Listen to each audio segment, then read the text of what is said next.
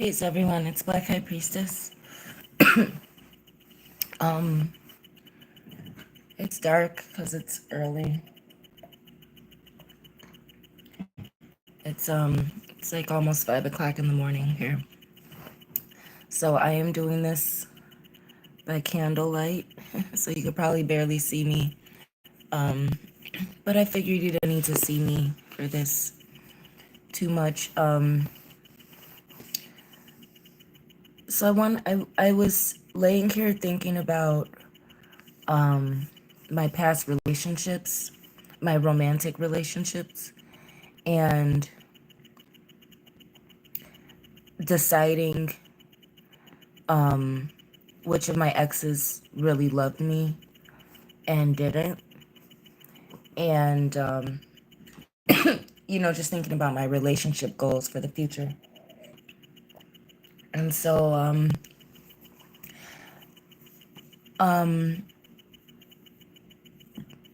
as daughter of Oshún, I, um, I feel that I was working with Oshún yesterday.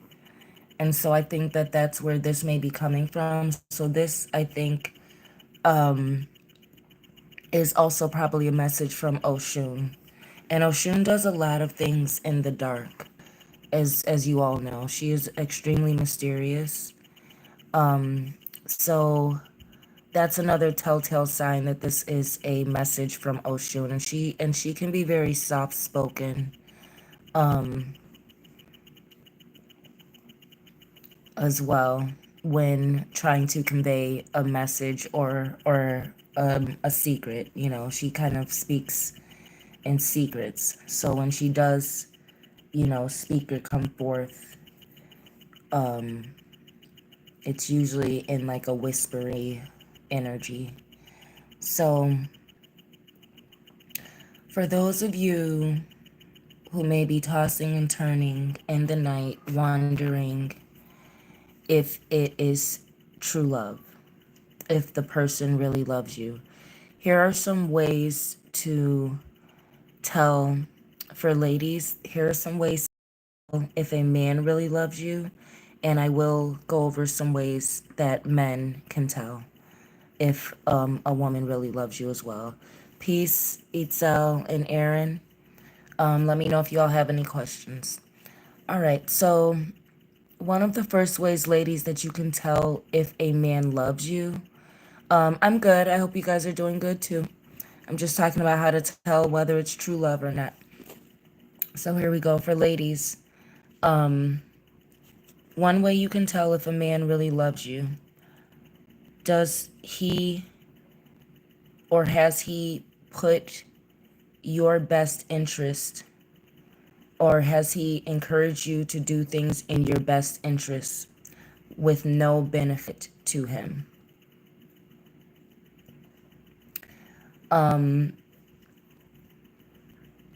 An example of this, and this is true for me.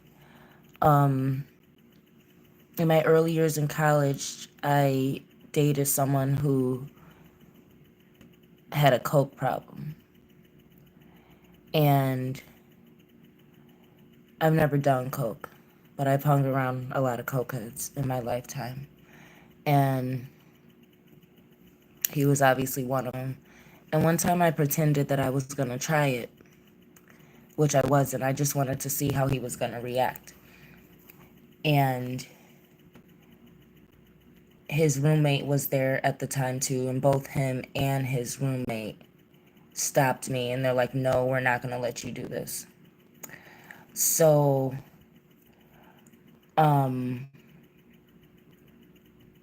that throughout the relationship, that was one of the first times, or that was a time that I remember when I did that. And I guess I did it to see how he would react. And I remember that made me realize he really loves me because he actually cares about me. And for someone who had that habit to not want me to start it, not only did he know that it was a bad habit, bad for him, but he wanted to protect me from something that he knew was harmful.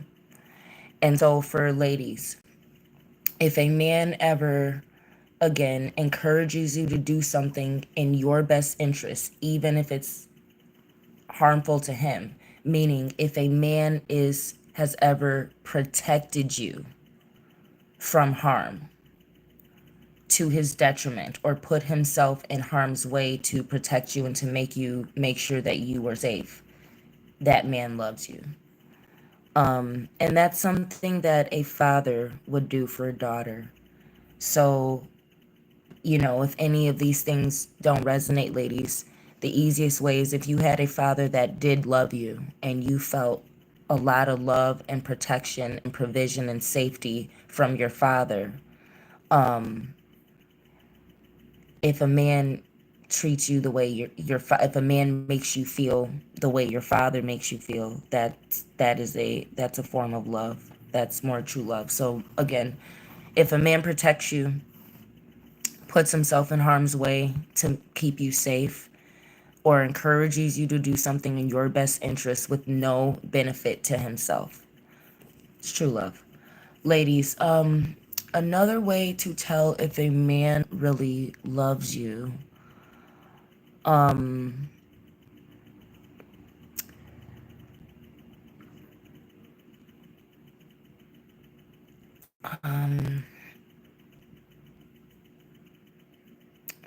trying to think, how can I put this?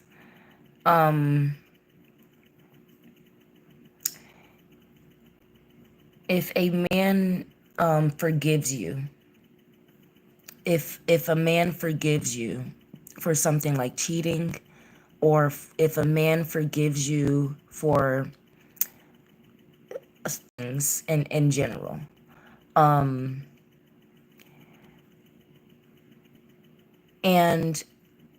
I want to unwrap this one, ladies, a little bit. So when it comes to a man forgiving you for something like cheating specifically, it's not love if that man forgives you because he knows he was the cause in you cheating. If a man knows that the reason you cheated, you're probably in some type of abusive relationship. A man who loves you is going to do things to make sure that you don't cheat or that you don't look to other men for safety, protection, satisfaction, whatever. But when you're in an abusive relationship, a lot of times when you're being abused, a man will withhold things from you to kind of train you, or to hurt you, or to lower your self-esteem, or to make you feel scarcity, so you feel that you need him even more. So a lot of times when you're in a relationship where you find yourself cheating or wanting to cheat, withholding sexual satisfaction is a that's a that can be a form of abuse. When your partner loves you, they're going to do what it takes to make sure the relationship lasts. So when it comes to men, ladies, and another thing I wanted to say is, it's not love if someone's forgiving you for cheating because they need you. Meaning, if a man is living with you and he's relying on you for bills, or a place to stay, or keeping him off child support, or, whatever little things going on.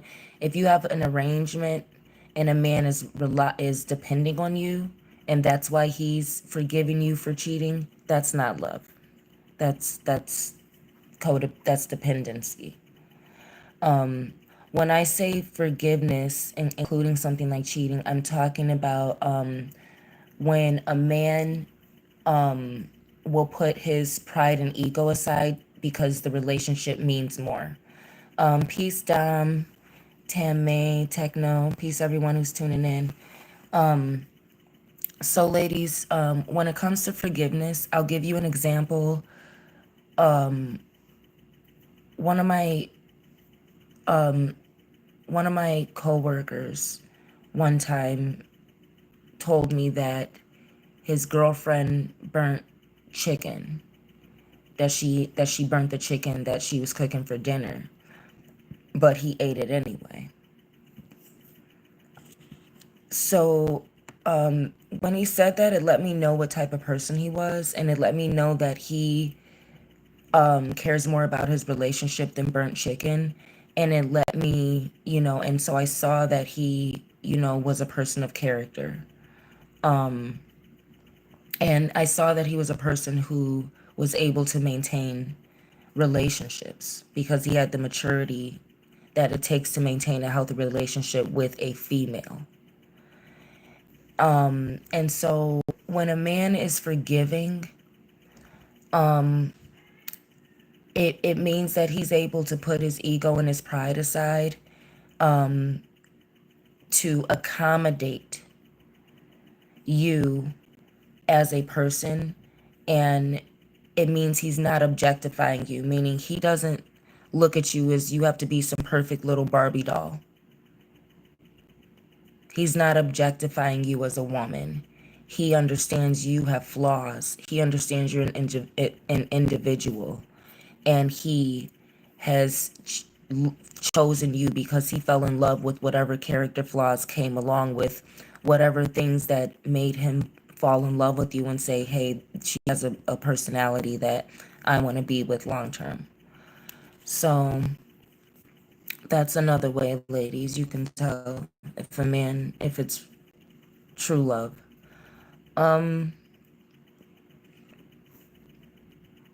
And ladies, another way you can tell if a man really loves you, if he leaves his wife for you. It's very rare, but I have heard instances where the man has left the wife for the mistress or for, and I'm not talking about has gotten divorced and then remarried or, was separated, and I'm talking about when a man leaves his wife for another woman. Not because of any other reason, but he decides that he's in love with another woman, and that's the reason. It is very rare, but that is another way, ladies, that you can tell if it's true love. Because men don't leave their wives. And I can talk about ways that you can tell that it's not love. And peace, Beckero. Peace, big dick, and but ladies, I can tell you ways that you can tell that it's not love. It's not love if a man if he doesn't leave his wife. And I'm not gonna say that he loves his wife if he's cheating, but he loves his children. And so a lot of times men will stay because he loves his children and he doesn't want to break up his household. He's not going to, if he loves his wife, he's not going to cheat on her. So another way, ladies, you can tell if he loves you is if he doesn't cheat on you when he has opportunities to. All right? If he does not cheat on you when he has opportunities to, he loves you. But ways that you can tell that a man does not love you, if a man abuses you in any way, it's not love. If a man asks you for money, if a man ever asks you for money, he does not love you.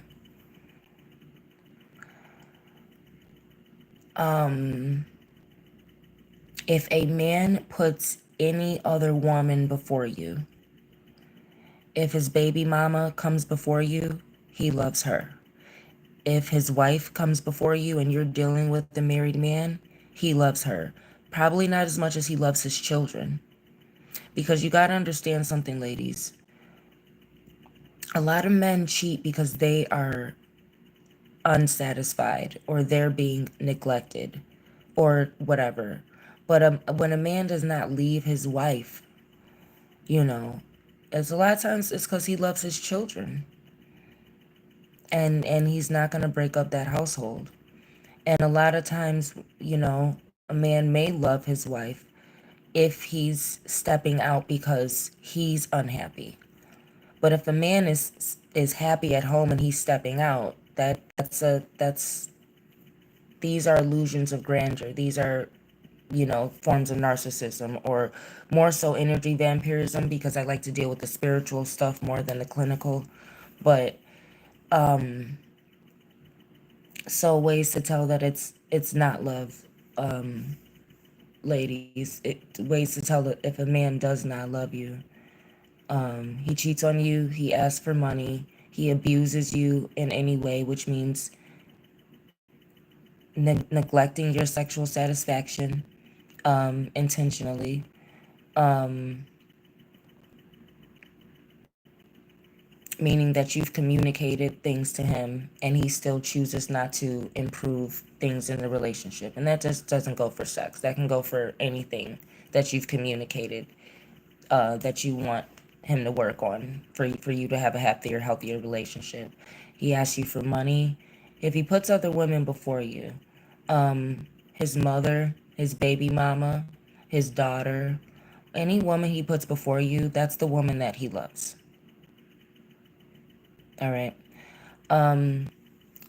So again, and still talking to the ladies, as I was really in depth thinking about whether or not a man loved me or not, here's another way to tell that a man does not love you. If he's willing to share you with other men.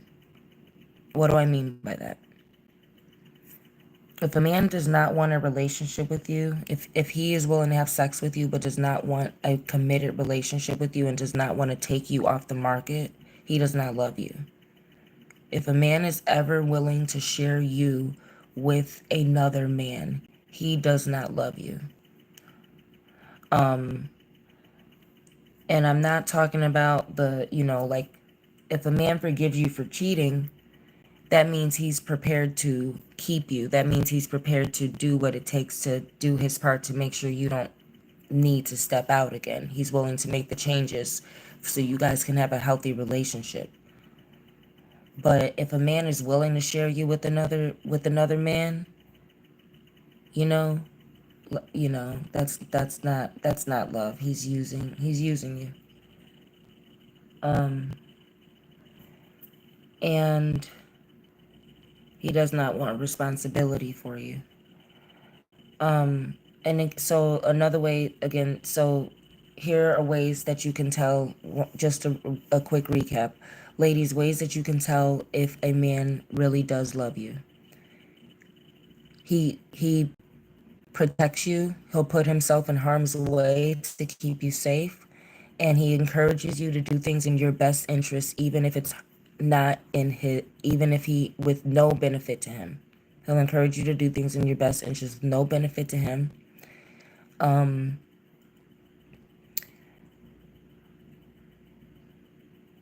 else did I say? He will be forgiving of your flaws and mistakes.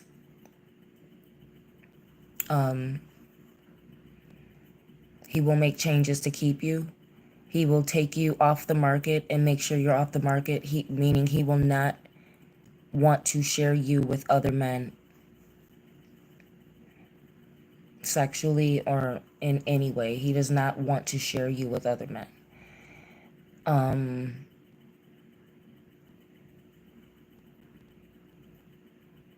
He protects you the way he protects and provides for you the way a father would. And remember that that can also, another way to tell if another way to tell if a man really loves you is that he does not, in terms of protecting you like a father,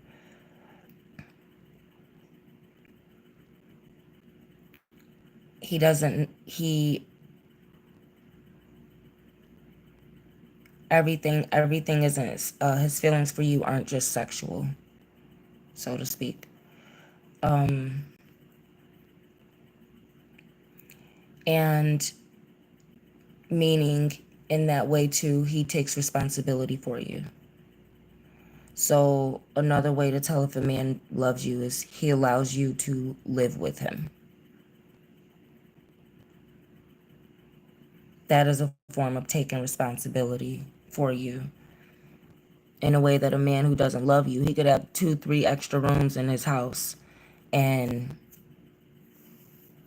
you could be facing eviction, and he will still not offer you to stay. And if a man really loves you, he could only have a living room, and he'll get a futon and let you crash until you get on your feet.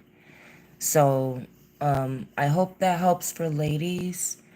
Again, it's kind of early. I feel like I'm missing a few things. I'm just trying to think through ways to tell a man does not love you. He cheats on you. He's willing to share you with other men. He'll ask for money. He puts other women before you, because those are the women he really loves. And he steals from you or takes things from you. Another way to tell that a man does not really love you, he will publicly humiliate you or abuse you somehow. He will be abusive in any type of way. That includes not sexually satisfying you, public humiliation, and sabotaging your success and stealing from you. All right, so for men, I was also thinking of different ways. Like, I was thinking about, as I was like going through my exes and thinking about when it was really love and when it wasn't. Oh yeah, ladies, the last one is that he'll if he really loves you, he'll leave his wife. If he doesn't, he won't. But for men, I was thinking, what were the things I did when I was really in love, you know, and examples that I've seen of love versus when a woman was maybe just gold digging or manipulating or had an ulterior motive, for being with a man. Or the times where I was really into men and really liked them, versus the times where I wasn't interested in the guy. Even though he really liked me, or wanted to date me, but I had no interest in being with him and had no interest in having sex with him. So, men, some of the ways you can tell if a woman really loves you or if your woman really loves you.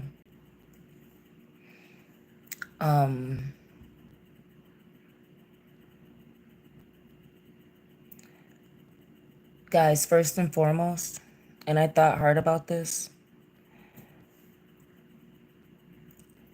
but I gotta let you know. If a woman really loves you, she will not get pregnant before marriage. Meaning, if she will not get pregnant if she knows she's not the one you've chosen. And this especially applies for men who already have children by other women, or who are cheating on their partner with a side chick.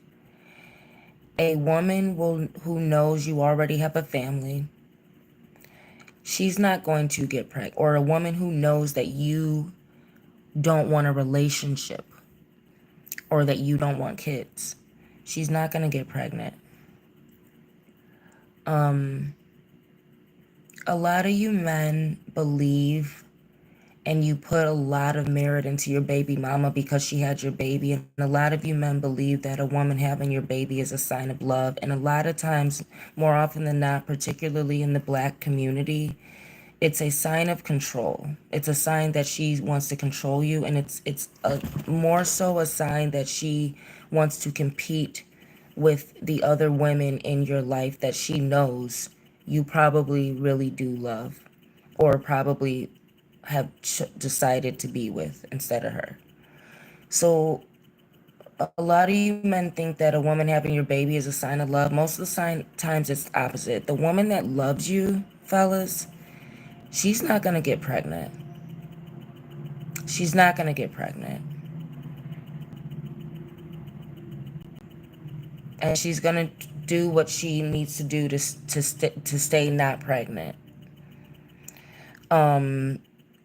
If you have not married her, because she knows if you haven't married her, you don't want to be with her. And a lot of women get pregnant to control you and to sabotage the woman she knows you want to be with, and she knows she's on the side, or she knows it's just a sex thing, or she knows you're cheating or whatever, and she's participating, and she decides to get pregnant because she is selfish. And I think a lot of men don't understand a lot of women get pregnant because they are selfish. Not they don't love. They're not the woman who really, really loves you, fellas, she's not gonna get pregnant unless y'all are married. And if she's gotta love herself enough to really love you that much to set that standard. Woman who has no standards with getting pregnant, she don't love you, fellas. She probably wants your money. She probably wants to make other women jealous, and she probably wants to keep you from other women. And she probably wants to control you for the rest of your life, knowing that you probably love another woman and you're just, cheating. So, sorry to burst your bubble, fellas, but it's the lady who does not get pregnant who really loves you. Unless, there's the woman who does not get pregnant unless you guys are married, who really, really loves you. Now, when you're married and you got a woman, you know what I'm saying, if your wife does love you, then you can say, oh, she had my baby. Because a lot of times, that's when a woman, when a woman really loves you, she'll make those sacrifices because she wants to be a mother. She wants to be a mother to your children. She wants to have those babies. But a lot of times when a woman's willing to get pregnant without a ring, that's gold digging behavior. And, you will be broke for the rest of your life if you get a woman pregnant out of wedlock, particularly a black one. Because in the black community, the slave syndromes are real. And a black woman will get pregnant at the drop of a dime, so she can have the guy that everyone else wants. All right. So, fellas, another way to tell if a woman really, really does love you is she will suffer with you. Meaning, when a woman does not really, really love you, if you're on hard times, say you got a place and you had a nice bed, but maybe, you know, maybe the basement flooded, or, you're staying in the basement, and the basement flooded, or, something, um, maybe something happened, where, you have to, you have to sleep on the floor, or, what I'm saying, you gotta stay at your friend's place, or you gotta stay in a hotel for a week, or something uncomfortable, like, say your car broke down, and you was on your way to drop her off, but then something happened, like the car broke down or something happened with the wheel. Now, most men who are gentlemen and who are raised right are gonna offer the lady Hey guys, sorry about that. My phone was like overheating. So, let me see if hope you guys can see me. Sorry. Oh, sorry about that. It's my candle on.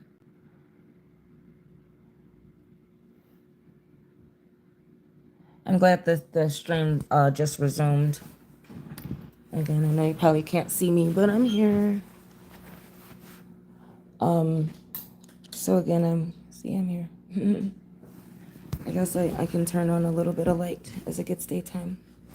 So, sorry about that, fellas.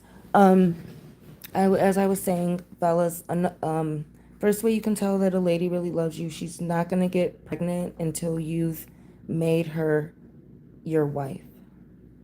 She will not make you a father and thrust you into poverty and struggle and cause problems with the woman you're currently with, you know, by, having a baby. She'll wait till marriage to get pregnant, or she will accept that she is a side chick or somebody that you do not want to be with other than sexually.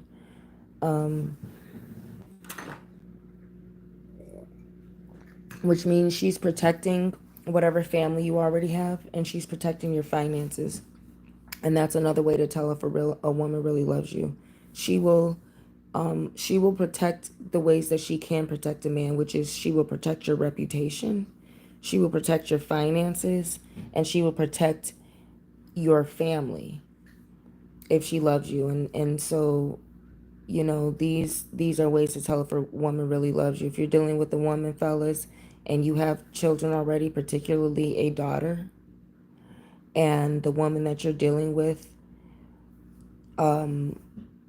wants to be helpful with the daughter, whether it's getting to know the daughter and including the daughter, or whether it's, keeping her place, and letting you and the baby mother co-parent peacefully, however old the child, but particularly, fellas, if you have a daughter, a way to tell if a woman loves you, again, she will protect the things that a woman can protect for a man, which is your reputation, your family, and your finances.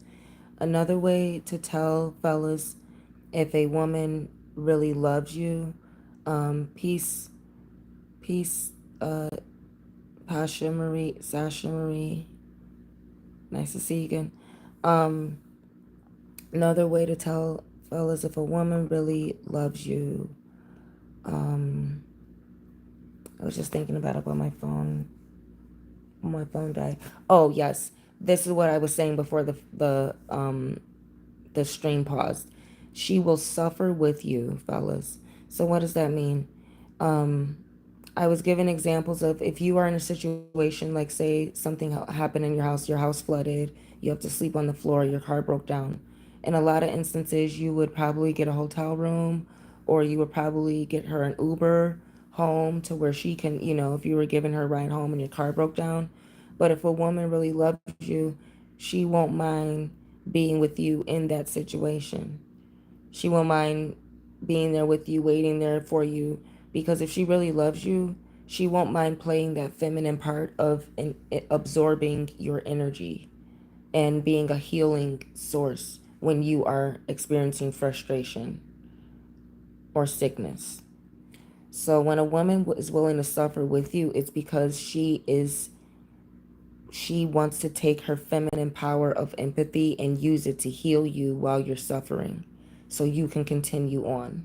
When a woman does not love you, the moment stuff goes bad for you, she's looking for the quickest way out or back to safety or ease, or making or getting herself back to safety without concern for how you resolve the problem.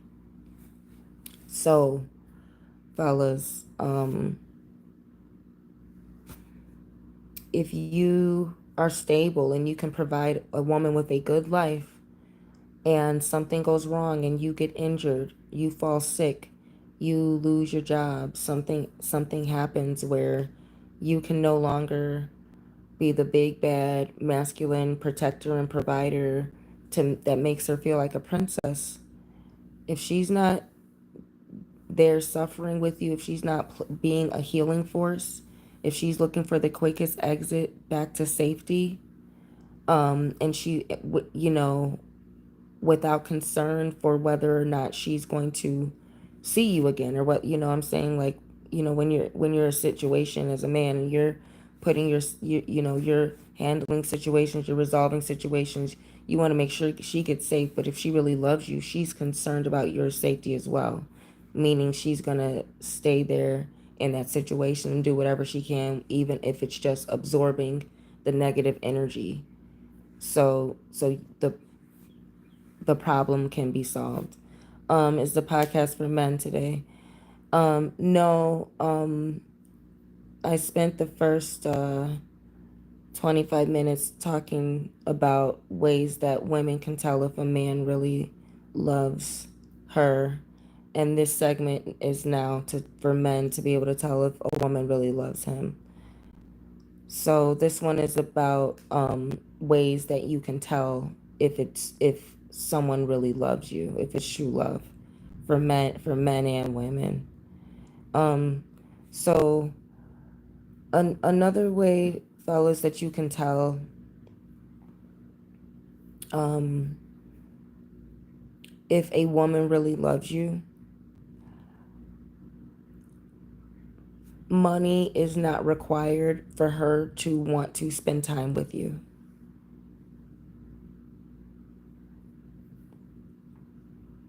So, and this more so goes for men who are maybe in the dating phase, and more so to be able to also tell if a woman really likes you, because if you're um and but also just for men in general who may also be married too. um if you have money, if meaning if you make more than if you make over six figures, which means if you make over $100,000 a year, um particularly if you are black in America, you know, and you make over $100,000 a year, um the only way to tell if that woman did not marry you for your money, or have your baby for your money, and so she can get a free ride off of your financial stability, um, is whether or not she's spending time with you when money is not a factor.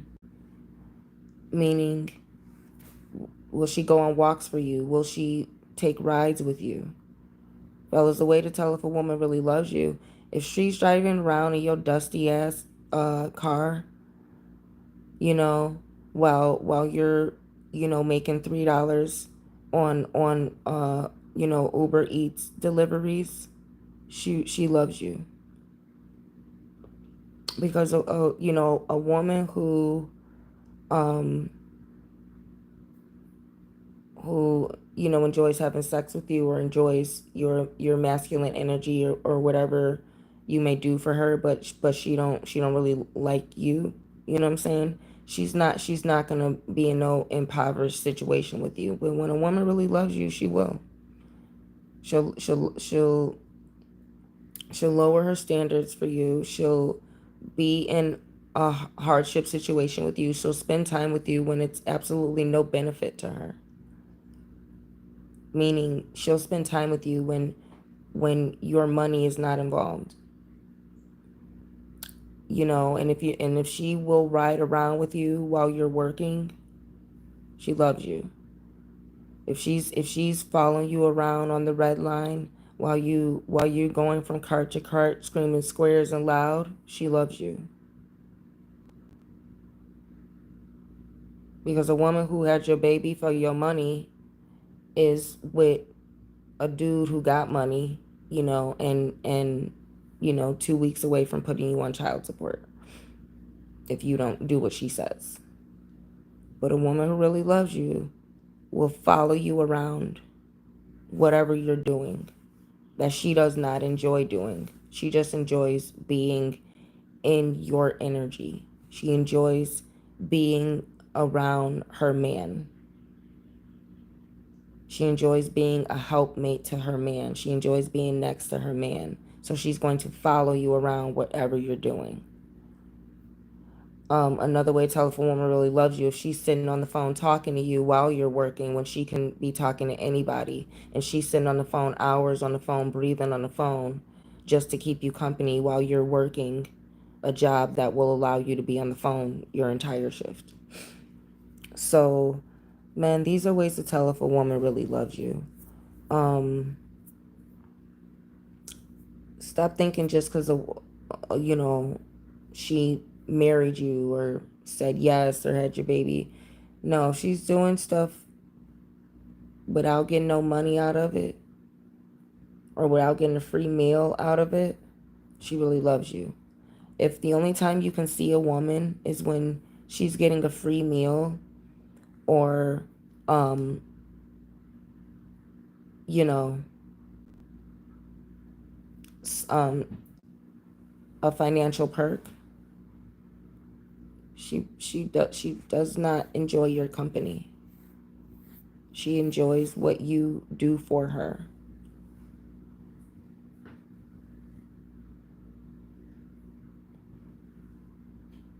So, fellas, if your wife is not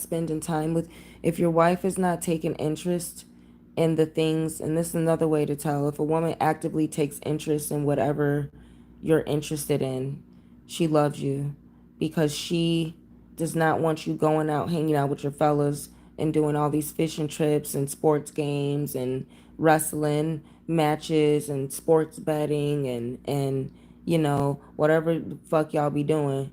She wants to be there doing it with you. She doesn't want you going out with your fellas meeting other cuter women who see you as a single man when you're out. She wants the world to know that you have a wife. And so she wants to actively be supportive in the lifestyle that you want to live because she doesn't want to give other women a chance to be more supportive to you. So when a woman doesn't give a fuck about you, she doesn't care that you're going on trips with your male friends alone and that together you guys all look single and look good. When a woman loves you, she's going to actively take an interest in whatever you enjoy doing so you don't always do it with your boys alone looking single.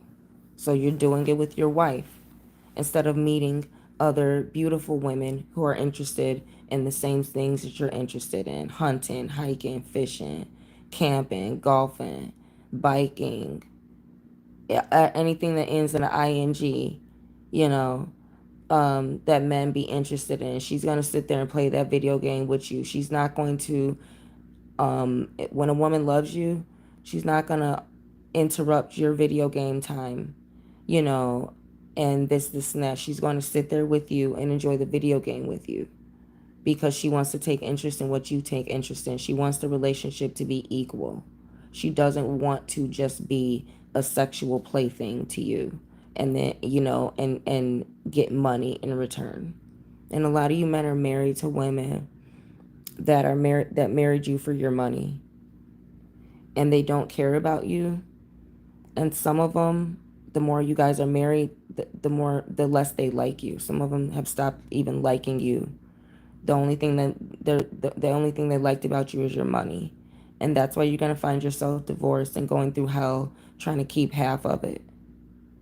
And the children, because that woman doesn't like you as a person. She liked that six figure or more income a year that let her know if she married you, she would not have to work.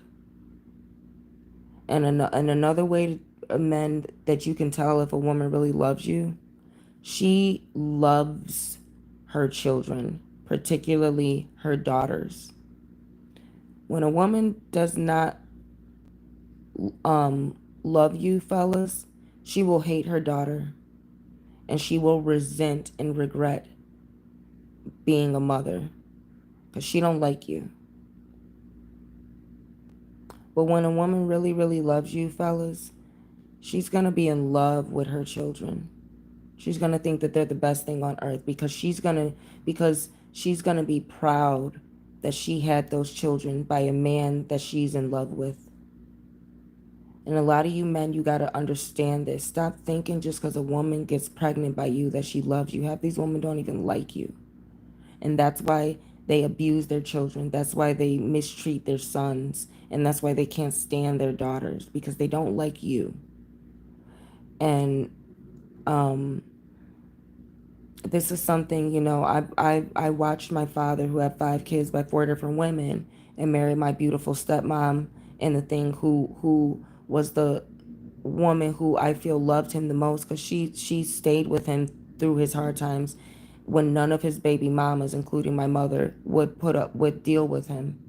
She was the one who loved him for who he was with his flaws. None of his baby mom, and I can't say like before my mom, but at the end of the day, I know that my father was young and he had to mature, and the church got involved in things. But at the end of the day, my stepmom loved my father. She loved him in ways that my mother did not, and my father loved my mother. And you know, at the end of the day, she did not want to be with him. And a lot of you men, you think because a woman has your kids that's love and everything, and no, that's not love. How she treats those children is love. A lot of you men, you're not looking at how much your baby mamas hate your kids, especially your daughters. She don't like you. So when a woman is proud to have become the mother of your children, and she shows that by how much she loves and adores her children, no matter what is happening between you and her. If she loves those children unconditionally, it's because she loves you, and she loves that part of you, which are her children. Men, pay attention to this. And one of the other greatest ways that a man can tell if a woman really loves you, she has respect for you. This is an example, and this goes for men to be able to tell if a woman really loves you. She has respect for you. Here's an example. If a woman really loves you, she's not going to be burping and farting around you. She's going to try and be dainty around you because women who respect men are at their most feminine around that man. When a woman has no respect for a man, she behaves very masculine around him. So, fellas, if you have a wife who tries to be cute around you and don't and holds in her farts around you and don't want you to hear her fart, she loves you. Fellas, you got a wife that acts like a man around you and she acts like she's your brother.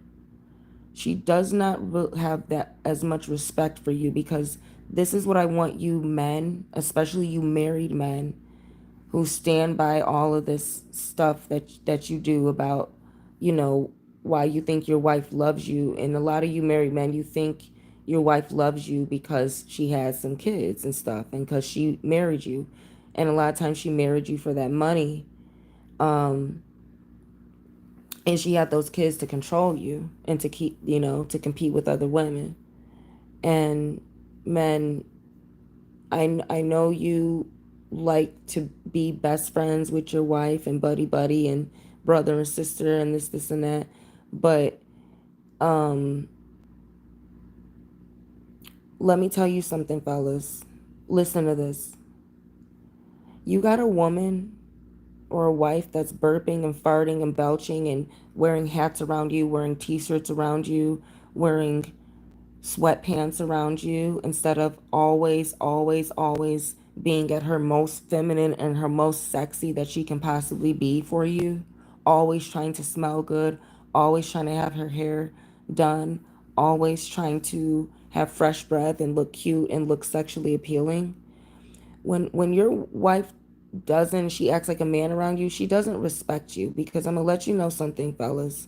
When your wife goes to work and a new guy gets hired and he's 10, 15, 20 years younger and he's chiseled, he doesn't have a beer gut, he doesn't have a dad bod, he looks good, he looks athletic, he looks like a movie star or a model, and he's got a deeper voice, or God forbid for you men who aren't black, he's a black guy who looks good and who's young and who's tall, dark, and handsome.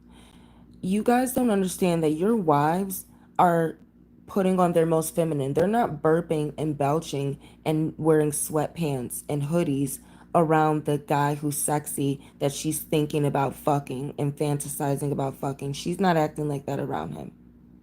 She's acting like that around you. You husbands got to understand, a lot of you men have wives that don't have any respect for you. So if a wife is holding in her farts around you, it's because she respects you, which means she loves you. If your wife dresses like a man, acts like a man, does a lot of manly stuff and acts like she's your brother, she doesn't love you. Because I promise you, the moment a man that she is sexually attracted to comes around, she will not act like that around him. She will act the way you wish she acted. But for some reason, you good men, you marry these dog bitches, and then you wish that she would wear makeup. But then you want to sleep with a woman who wears makeup and treat her like she's a whore, even though that's the good woman because she is feminine. Stop thinking that a woman who is masculine is a good woman. That woman does not like men. And a lot of you men are married to women who don't like you. And you think it's cute and it's not, because when a man that she would really want to have sex with and really respects sexually comes around, she will try and wear high heels and makeup just like women who like men and love men and respect men. No woman who's acting like a man has respect for one. When a woman is acting like a man among other women, that's just evolution. But when a woman is acting like a man in the presence of masculine men, that's disrespect. And some of you men are so warped by your own mothers who castrated you. You marry women like your mothers instead of women who you actually desired, and your mothers taught you to hate sexy women who respect men and to respect women who act like men and who act like her. And a lot of you men end up with women who look and act like your mothers, and you cheat because you were trained to disrespect beautiful women. And so as a result is you're with a woman who you're comfortable living with, but you don't desire sexually. And that's because, men, if you're in a situation like that, you got no gonads. Your mother probably castrated you. And it's pathetic.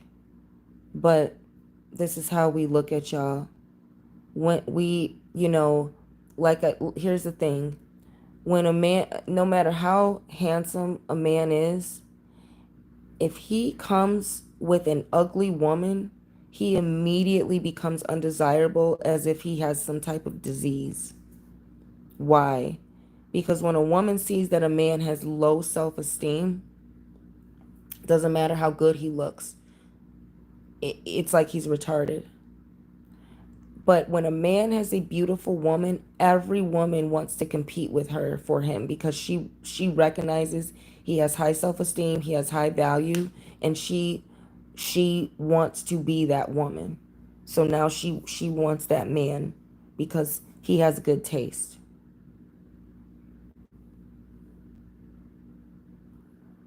So, a lot of you men, you got to understand, if a woman loves you, she's going to remain as feminine as possible, and that's another way that she's going to protect your reputation.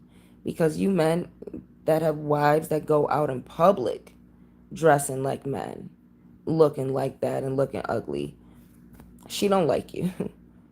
She she likes making you look bad. A lot of you men don't get how much your wives enjoy making you look bad to other women, because you know what I'm saying, they know, she knows you're weak. She knows the fact that you're even with her, that you're a weak man. Because it takes a strong woman to be with a handsome man and to be beautiful, knowing that every woman's going to want what she has. That woman's got to really know that she's got a man that loves her. And like I said, ladies, if you got a man that has options to cheat and chooses not to, he loves you. So, it's been about an hour. I hope this helps. Let me know if anyone has any questions. But for Sasha or anyone who came in late, this just a quick recap. This is basically different ways that you all can tell if your partner or if the person in question really loves you, or if in the past your exes really loved you, or they were just using you sexually or using you financially. Um, and so if you're dating, I want you to really heed this upload so you can really get into a relationship that's based on love, and so that your romantic relationships will last and give you the fulfillment that a human being, or a witch, or a warlock really needs from a romantic relationship with the opposite sex. Um,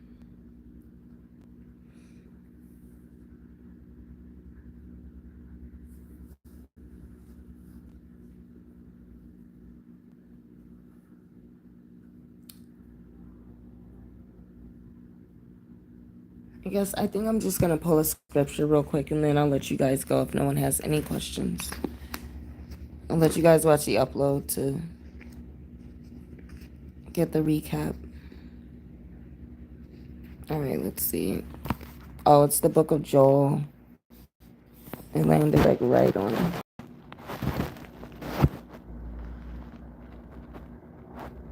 So, the word of the Lord that came to Joel, son of Pethuel, Pethuel, an invasion of locusts. See, that's a plague. Um, the page number is 792. So 7, that's definitely dealing with Oshún. 9 is also Yemaya, and 2 deals with partnerships and agreements, contracts, and mutual benefit. Um, and 2 deals with the star energy. So we're coming out of a full moon. It's starting to wane. But I wanted to remind you all that the moon is the Death Star.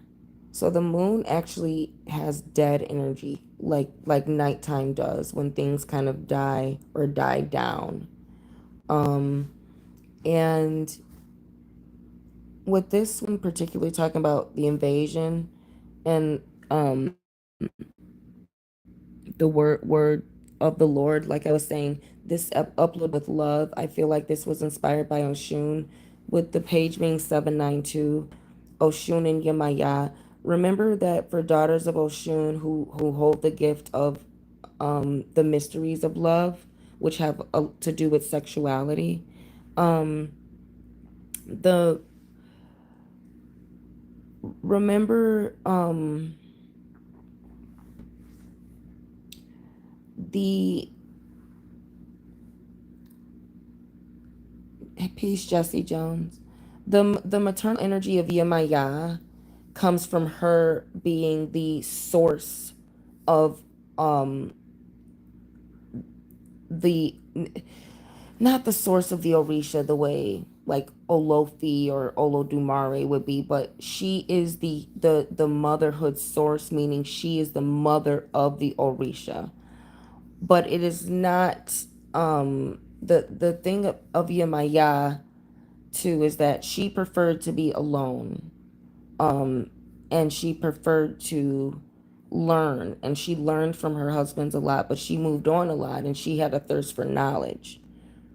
She wasn't just like always having babies. She wasn't like barefoot and pregnant. So her maternal instincts more so come from sorcery, her being the source or the element, the maternal element. But it is the idea of motherhood and being a wife and mother and domesticity. The domesticity aspect of motherhood belongs more to Oba.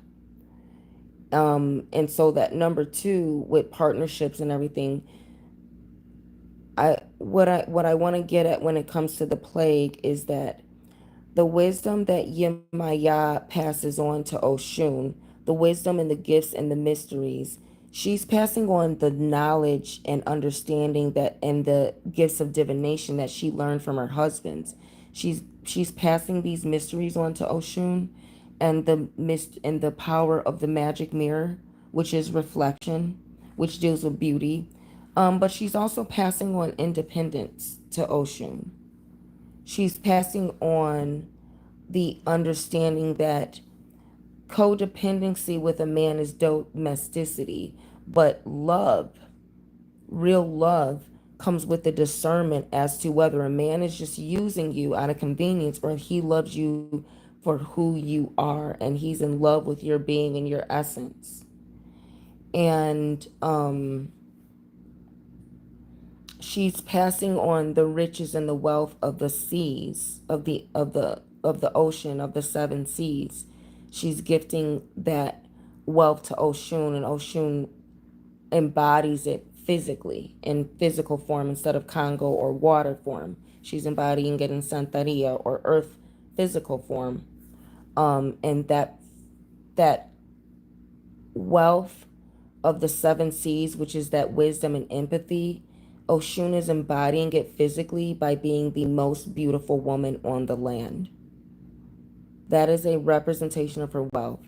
And so, daughters of Oshun, remember, you are always going to be the most beautiful woman on the land. That is very symbolic of being a daughter of Oshun, not a fan of Oshun, not a worshiper of Oshun, not a priestess of Oshun because someone told you you were or because you decided, but to really be a daughter of Oshun, meaning you have the ashe of Oshun, meaning you were chosen to embody her mystery and her power and authority in the spirit realm. You must be beautiful, and your beauty must stand out and surpass and demonstrate that you have a wealth and abundance that other people do not have. um it must demonstrate that your mother is Yemaya. It must demonstrate that your mother is the most wealthiest woman, and that you are embodying the wealth and the gifts and the elegance and the mystery of beauty and femininity from your mother. What does this have to do with plague? When you have this discernment, ladies, to understand whether you're being loved by a man or objectified as an object to use for his pleasure, for his legacy, or for his throne, meaning he must be married to be in a position of power. When you're an object for a man, to be a father, a king, or a lover, so to speak, instead of a husband, and again, a father instead of a husband, because you can be, because he's more concerned about the kids than you, or to be a king, instead of a husband. A lover, a father, and a king, these are all positions that a man takes on, but it has nothing to do with loving the woman. The woman is an object used to put him on a pedestal of having this reputation that he wants. When the man loves you, he's a husband. And that's what he takes pride in. He takes pride in how much he loves his wife. Very few men are going to do that. Most men love being considered a good lover because they made love to a lot of women and they've satisfied a lot of women sexually. You know what I'm saying? Because he doesn't feel he's a good lover if only one woman says it. That would make him a good husband. But if multiple women say that they got sexually satisfied, now he's on the pedestal of I'm a good lover. But if he only needs one woman to confirm he's good at sex, that makes him a good husband. If if he's putting the mother's needs and what her body's going through during pregnancy before his legacy and being a father, he's being a good husband. If he's putting his wife in her position as a queen, or as the head of a household, you know which he shouldn't if he's a king, you know what I'm saying? But if he's a good husband, he'll be concerned for his wife more so than the nation and the community, which means if he's not a king and he's just, being a good community leader or in a position of power, he's not going to be more concerned with other women or other people than he is his own wife and his own household. And a lot of men in position of power with jobs of authority, they're concerned with other things more so than their household. They leave the wife to run everything by herself because he's busy running the nation or doing his job. So, again, when a woman has discernment to understand what a good man is, she can wait, or she can only deal with men who demonstrate to be in love with her, meaning to be able to reciprocate the empathic love, meaning the gift of healing, and the sexual love, which is of healing dealing with Yemaya, but sexual healing dealing with Oshún.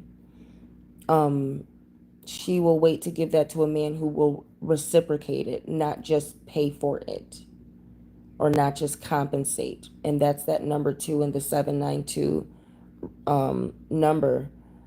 The 2 deals with contracts a lot of times, but it doesn't always necessarily mean the love is involved, which means the sexual chemistry, or the choice to constantly heal one another, the commitment.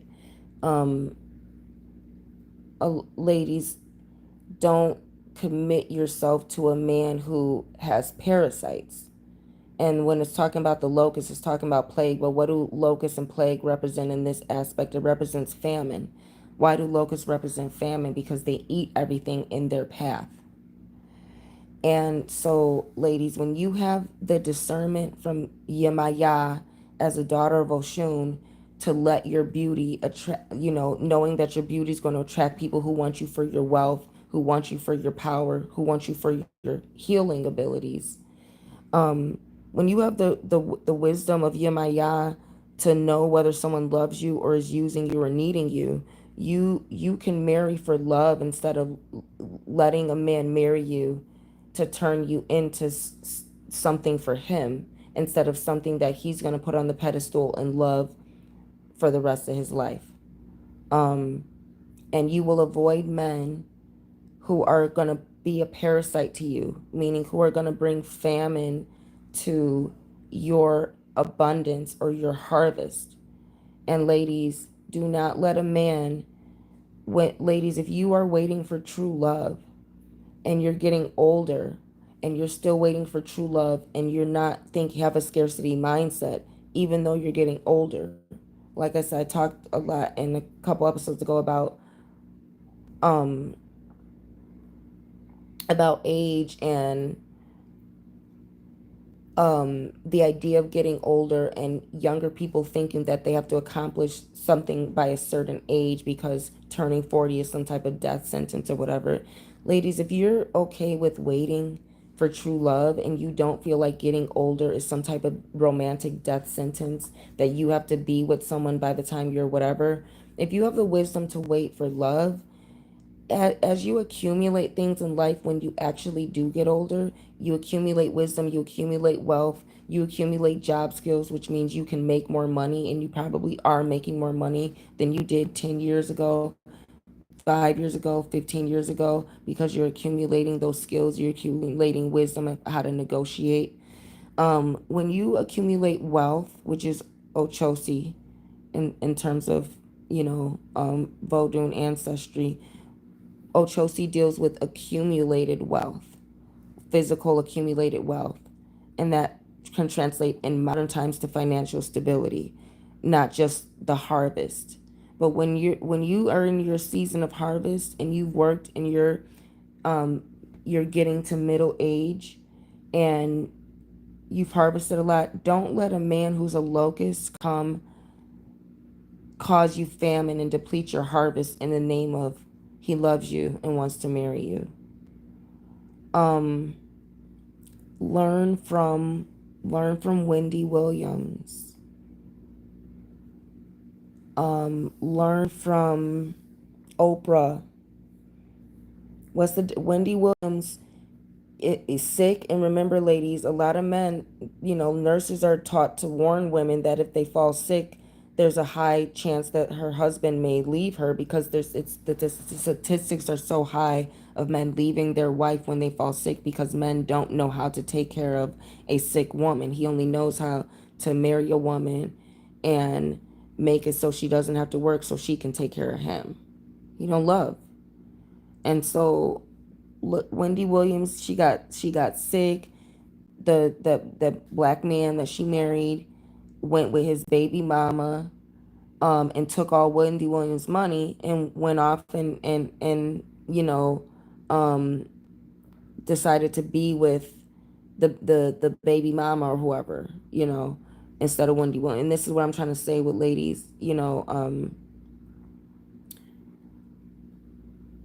a lot of men will prey on older women, overweight women, black women, um, and women who show signs of mental disorders.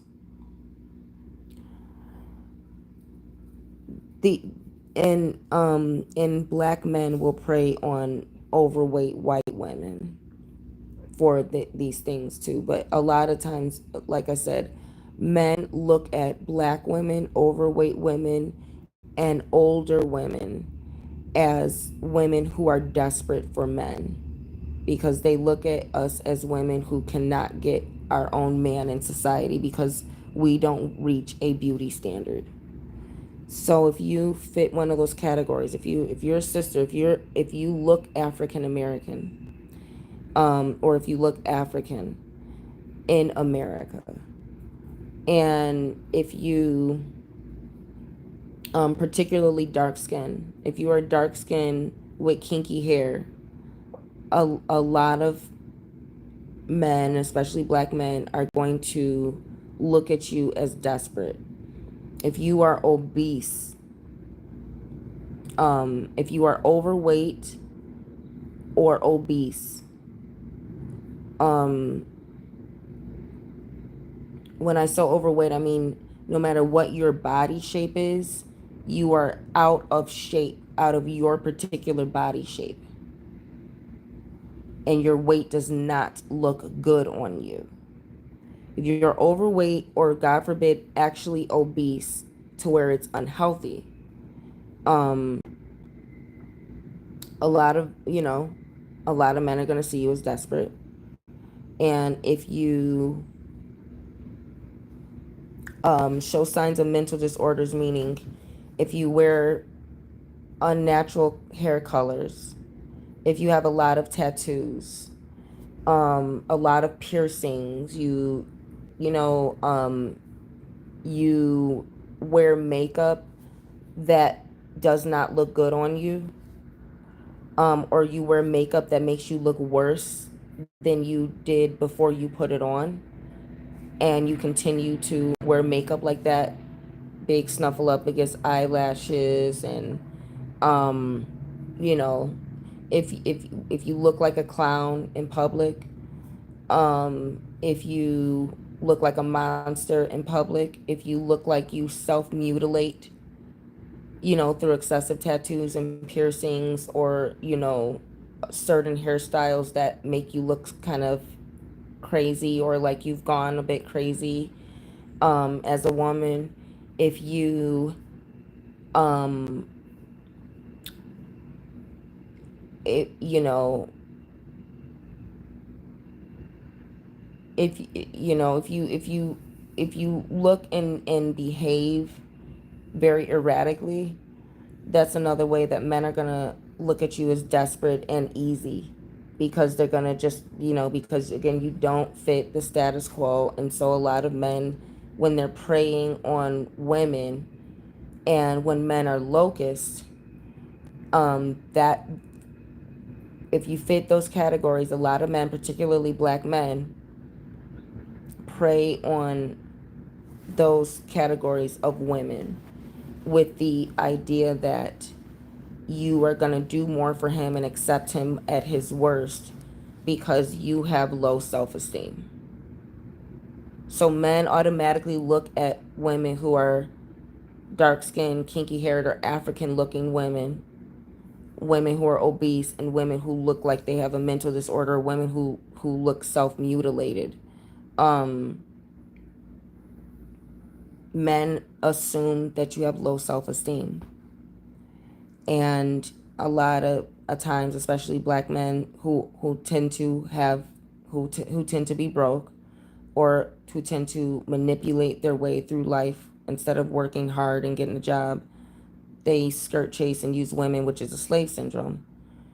um Ladies, if you look like that, and you have wealth and financial stability, and you're independent, um be very careful of black and brown and white trash men, or liberal white men, whatever you want to call it.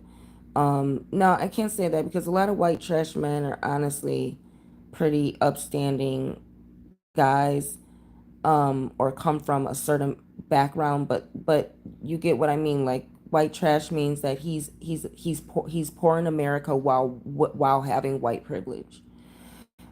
So he came from he probably came from a family that didn't own slaves. You know what I mean?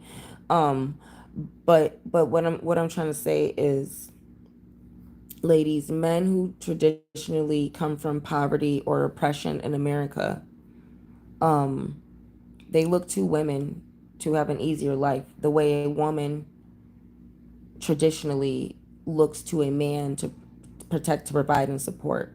So what this scripture of Joel, and talking about the locust, and talking about the 792, which are kind of more feminine, feminine numbers, um, Oshun and Yemaya, and the ancestral energy, particularly for sisters, or women with these backgrounds, with the African or Scandinavian heritage, who are listening right now, and who are of the craft. The feminine ancestors are are warning you, especially in this upcoming season, meaning the next year and a half, to actively avoid men who come from oppression. Um, if you are in your season of harvest, and you're a little more mature, you're harvesting more out of life. You're reaping your rewards. You are having opportunities that are going to provide you wealth. Um, and that also comes with opportunities to date higher value people. be warned. The mothers are warning you. Don't have a scarcity mindset. It's better to wait another 5 years and not get married until you're 50 or 55, like a lot of rich women did. If I'm not mistaken, Jeff Bezos' wife, they and a lot of other women. You can look up lists of women who are more like famous or who are more wealthy, even though they may not be so to speak famous or celebrities. You can look up a lot of celebrities who got married after the age of 50 or after the age of 40. And so I think that that's something that women especially should do, and something that men of all ages should do. And look at, a lot of men didn't achieve their wealth and their status until after the age of 60, and so there's no rush. And so ladies, don't let don't get in a relationship with a locust and get into a contract with a locust. I'm sorry about the tangent, but back to what I was saying about learn from Wendy Williams and Oprah Winfrey. Oprah Winfrey had riches and wealth, and she chose to stay single or to deal with a man with Stedman even without a marriage, because she understands the same way wealthy men do. She's better in a position to not be married and lose her wealth and risk the fact that that man may have married for money than she is to stay in a loving relationship with a man who is proving by being with her without the ring or whatever, that he's there for her and not her money. And a lot of men, the thing why that's smart for Oprah is because she's a female. For a man, the only reason you need wealth is to get married. A lot of times to have your legacy. Financial stability is good, and that's standard. But a lot of men, either need wealth for power, or to get the type of woman that you want, that may be more expensive than an average woman. But for a woman to have wealth, a lot of times that's because she got older without having a man to be there. And so she becomes more wise and more financially stable. A lot of women work because you don't have a man to do it for you after a certain age. Financial stability is necessary for everyone. But ladies, look at what Wendy Williams is going through, and look at what happens when you deal with colorful men, what I'm saying, who come from slave syndrome, poverty, and who look to women to do things that he as a man should be doing. And you see how he's gone and she's going through sickness alone and suffering alone with public humiliation. Because a lot of men, and this is the main message with jealousy, um, ladies, be please be careful. If nothing else you take from this, please don't be with a man who's jealous of you.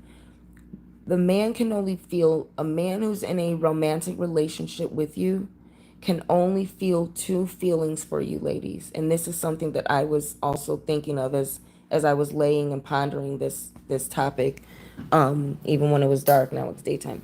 But a man can only feel two ways about you.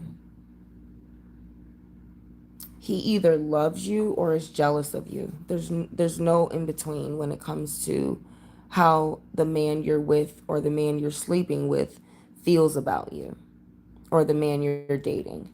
And ladies, I'm gonna let, and this is specifically for daughters of Oshún, because you know with and I don't want to just say daughters of Oshún, because this is for gifted women in general, women who are gifted, not just gifted with the sexual power of Oshún, but women who are gifted in general, women who are well endowed with divine femininity. Um, you gotta understand something. Your power,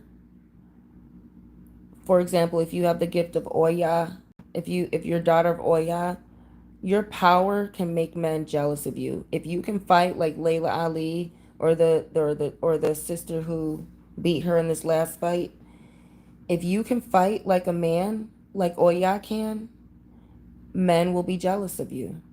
If you are extremely beautiful and can enchant other people and influence them heavily because of your beauty is enchanting, like Oshún, men will be jealous of you. And if you have wealth and prestige and you are powerful because you have social status, like Yemaya, men will be jealous of you. Anytime a man has less than you, ladies, he can be, you're risking that he's jealous of you. And a lot of times, especially if you're dating, ladies, when a man, here's a way to know, and here's the signs to look for to know if a man loves you or if he's jealous of you, because a lot of men will spend years trying to convince you that he loves you when he's just jealous of you and wants access to your power. And the moment you give him the access that he's looking for, that you haven't given him yet, whether it's sexual, whether it's marriage, whether it's having kids, whether it's deciding to go public with your relationship or taking it from the dating phase to a next level, whatever access he's looking for that you haven't given him yet, because you probably don't really like him, because you probably know he's not on your level. Well, the moment you give a man that's jealous of you access, he's going to sabotage it and he's going to humble you. He's going to take your power for himself. He's going to humble you and probably leave you for dead or start to abuse you if he keeps you. Now, listen very carefully, ladies. The telltale sign and what to look for, the main thing to look for to know if a man is jealous of you, is he equal or greater than you at your gift? If you're a daughter of Oya, can he fight? Meaning, can he defend himself physically? Or remember, Oya deals with court, which is intellectually defending yourself. What are we talking about? We're talking about education. And that's going to go across the board too, especially with Yemaya. But when it comes to court too. So can a man defend himself? Meaning, if he can't physically fight, is he able to, does he have the ability to defend himself the way Oya rules over police force, anything doing justice? So can he defend himself and bring others to justice as good or better than a daughter of Oya can? Meaning through court case, through street justice, through legal matters, or simply by beating the living dog shit out of you. Can he fight and defend himself equally or greater than you as a woman can defend yourself? Because if he can't, um, he's probably jealous of you, and he probably is trying to convince you that he loves you and wants to be with you so you can fight his battles, and but he can get the prize for winning them.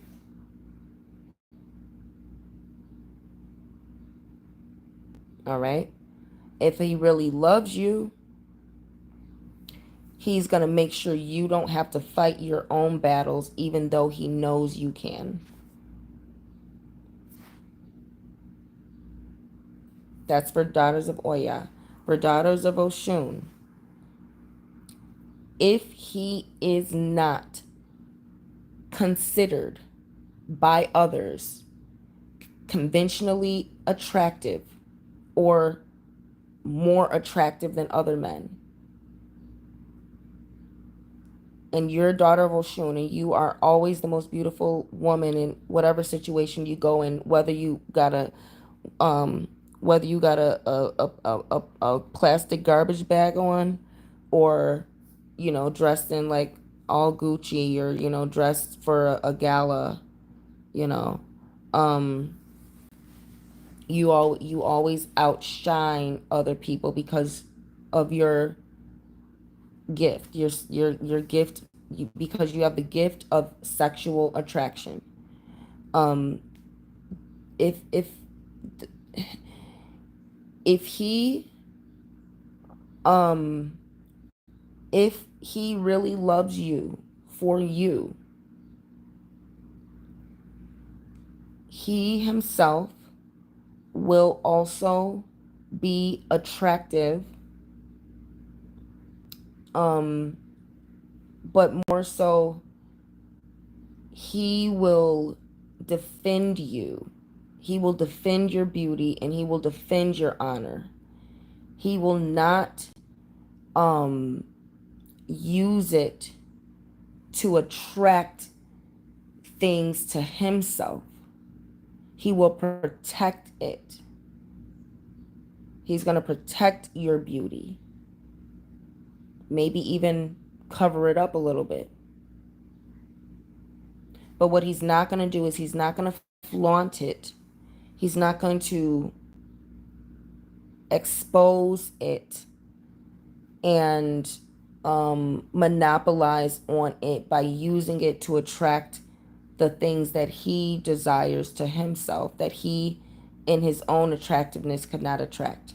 So what I'm saying is, when I say that he himself is attractive, meaning he can attract his own women.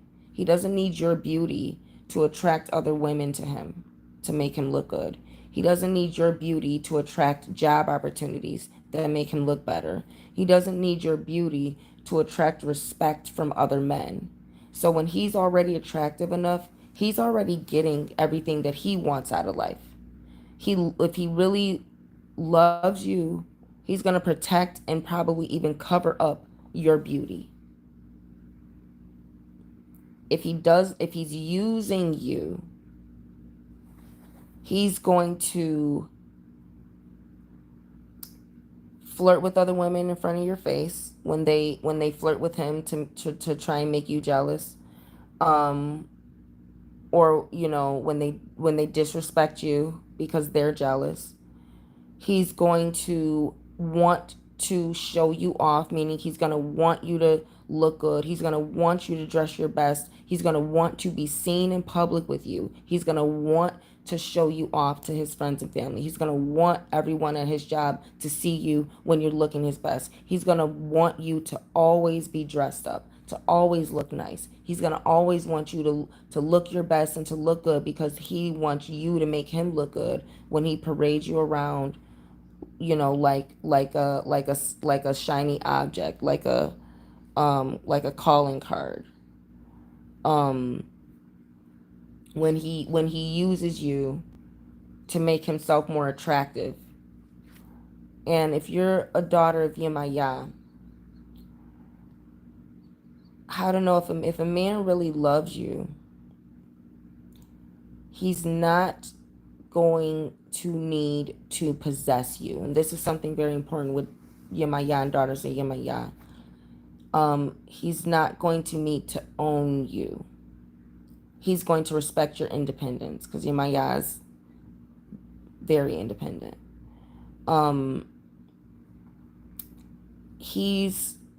If he really loves you, and this is really, really, really true for Yemaya, daughters Yemaya, he will not ask you for money. He will not ask you for favors. He will not ask you to cook and clean. He will not ask you to do domestic stuff.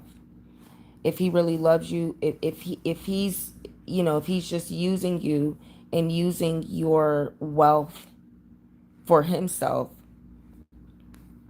And another thing with wealth that Yemaya has that makes her wealthy is wisdom. That comes from education, that comes from knowledge, that comes from study. So if you have a degree in anything, if you have a degree, a master's, if you have a certification, if you have a trade, if you have a skill, if you have something that has certified you to be educated, to be an expert in a certain field, that's under Yemaya. And that's a form of wealth, because it gives you status in society. And so what I'm saying with daughters of Yemaya, if he really loves you, he's not going to want to possess you or necessarily marry you because of your wealth or status. You're Oprah Winfrey, you got all this wealth. He's going to be okay with you just um not, he's gonna be okay if you don't want to get married, if you don't want to make things public, or if you don't want to necessarily share your riches or your status with him, because like Stedman, he's going to have a status that's equal or greater to yours. He's going to have a degree in something that's equal or greater to yours. He's going to be educated in something, and his education, meaning his tax bracket, is going to also be equal or greater to yours. So when he doesn't love you and you're a daughter of Yemaya, he'll start to ask you to borrow money. Start, he'll ask about, your job or your work, or your degree. He'll start to ask you for favors as a woman. um he'll start to treat your wealth and your status and your education as something that you owe him, instead of something that's none of his business. So when a man, when your daughter Yemaya, when a man really loves you, he doesn't he's gonna make sure you don't have to spend your own money. He's gonna make sure you don't have to work. He doesn't care that you're educated enough to get a job. He doesn't care that you come from a rich family, or that that you got alimony, or won the lottery, or I'm saying, got retirement or whatever. He doesn't care about your money. He'll never ask you about your money or your status or whatever, because all he cares about is what can he do for you. So at the end of the day, ladies, when a man really loves you, and that goes for, like I said, this is an ancestral message, so I went through the trinity of ancestral power for the ladies. But that's how to avoid a locust. That's how to avoid ending up in a season of plague or a season of famine that a lot of women end up in, by marrying a man out of desperation to not want to be single when you're 50, single in your 40s, single after 35, single in your 60s. A lot of women succumb to social pressure to not be single, whatever. But like I said, look at Oprah and look at Wendy Williams.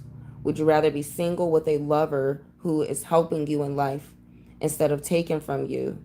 Or would you rather be um, with a man who's sleeping with other women you know, off of the money that you worked so hard to get, just because you had to have someone marry you, just because you had to have a husband? And don't end up in no season of famine and plague because you got with a locust, a man who was a locust. And that's what this is warning. And it's this first scripture, like, it's definitely a clear message because of how it came up, the word of the Lord.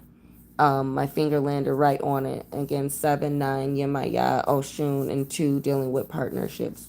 And if you are a lady watching this and you're going through that and you are in that situation, like a Wendy Williams, where you're going through the divorce and he's taking half of your money, you know, um, or you're a lady who, you're drop dead gorgeous, and you married this man and you realize he don't like you, he was just jealous. And this is the point, like, ladies, a lot of you all, you're getting with men who are jealous of your power, and they're convincing you they love you when they love that power that you have that they weren't gifted. And they love the idea of being able to wield that power for themselves, but they could give a damn about you. And even worse, they want to take it from you because they don't like the fact that you have it. they they don't, a lot of men don't like women, they don't like powerful women, least of all. So instead of getting his own power, his own prestige, his own ability to defend himself, his own health and wellness, and attractiveness, he wants to take yours. So ladies, if you find yourself in a situation where you ended up with a man because he needed you and he was jealous of you and he wanted to sabotage you in your life, um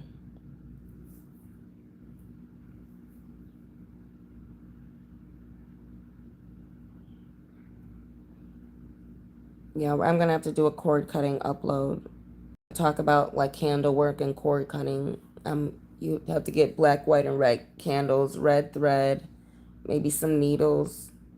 Do it on a Saturday around 5 p.m.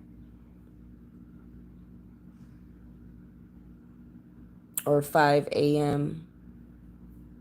Friday night to Saturday morning. And there's cord cutting things. You probably need some ashes as well. Um, but yeah, I've been told to, I kind of this up I before this upload I was kind of told to talk about cord cutting a little bit. But ladies in the locust season, um, where you married a locust and you may be going through divorce, or he's just, he's living good off of your income or your power, and he's left you for dead. Um,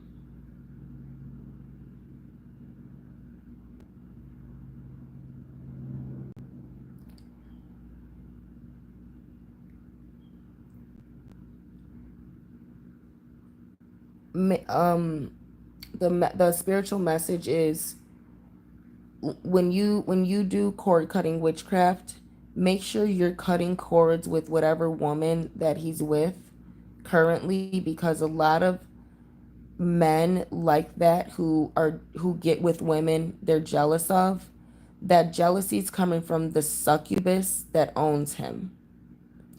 And remember, succubus send out incubus to steal energy from virgin women or innocent women.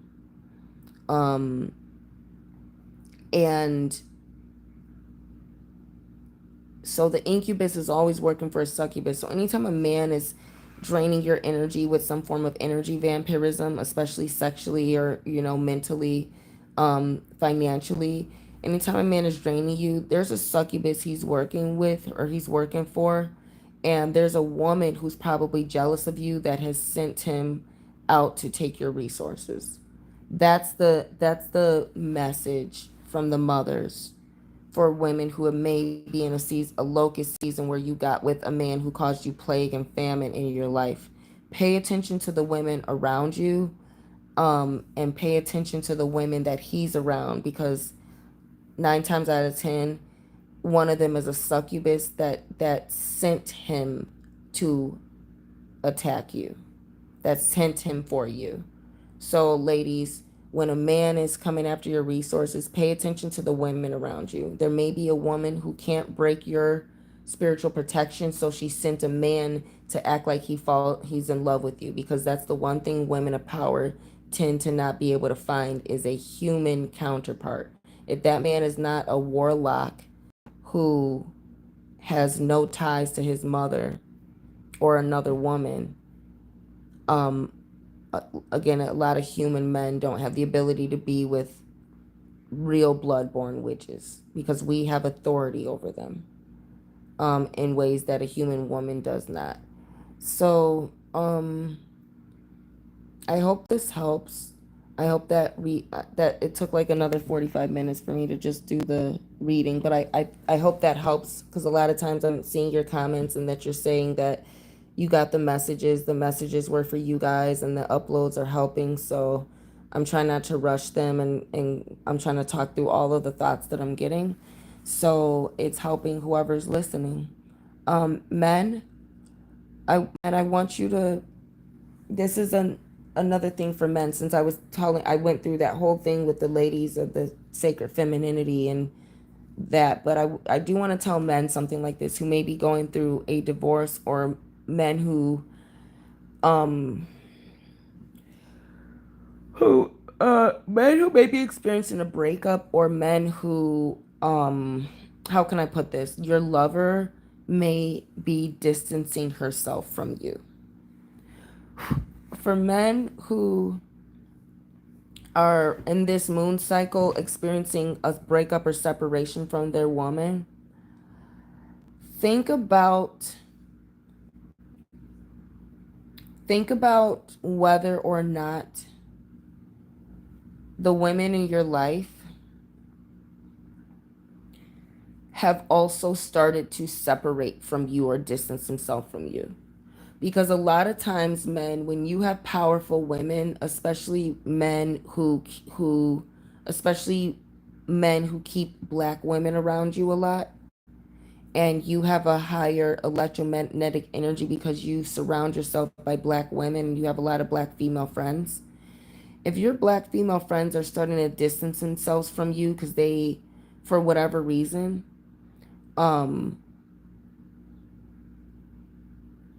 and now your woman is starting to distance herself, the woman you're with, she probably doesn't like your female friends, but she probably is with you because she's trying to harvest the energy of your female friends for herself. She probably is actually more so with you because she was siphoning the energy of the powerful women that you have friendships with, or maybe, even your family members.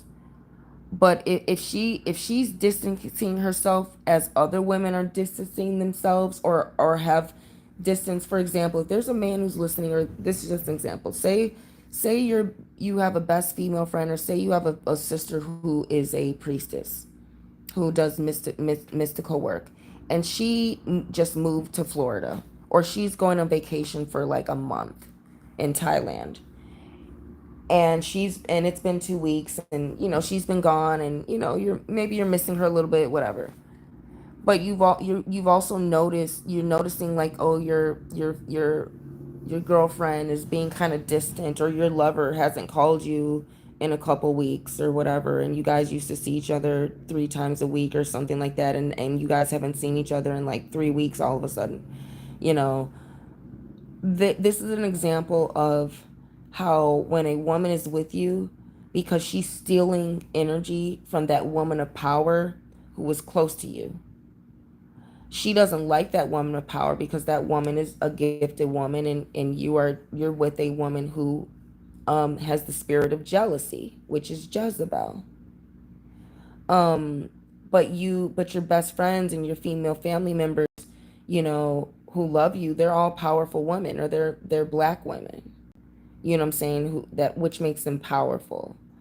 And she senses they're not around you, so now she doesn't want to be around you, because the reason she's around you is because she needs to steal that healing energy that your black female friends are giving you.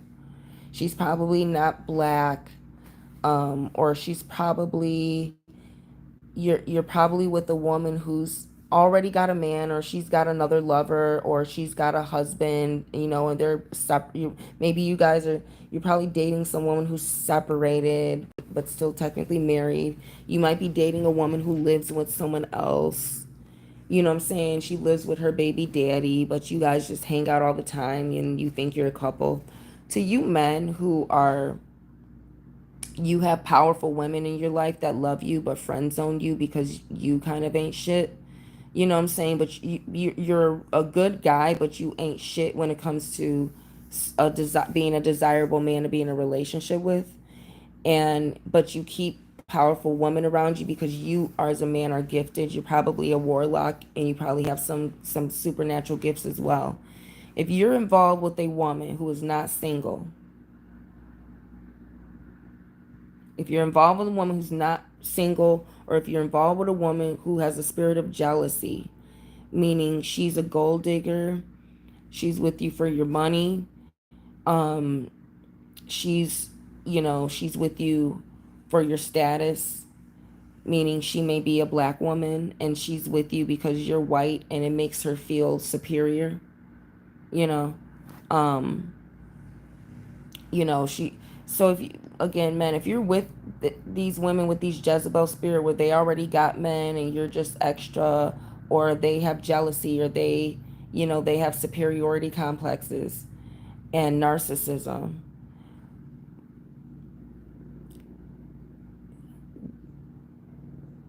she may be with you because she's jealous of, she's jealous of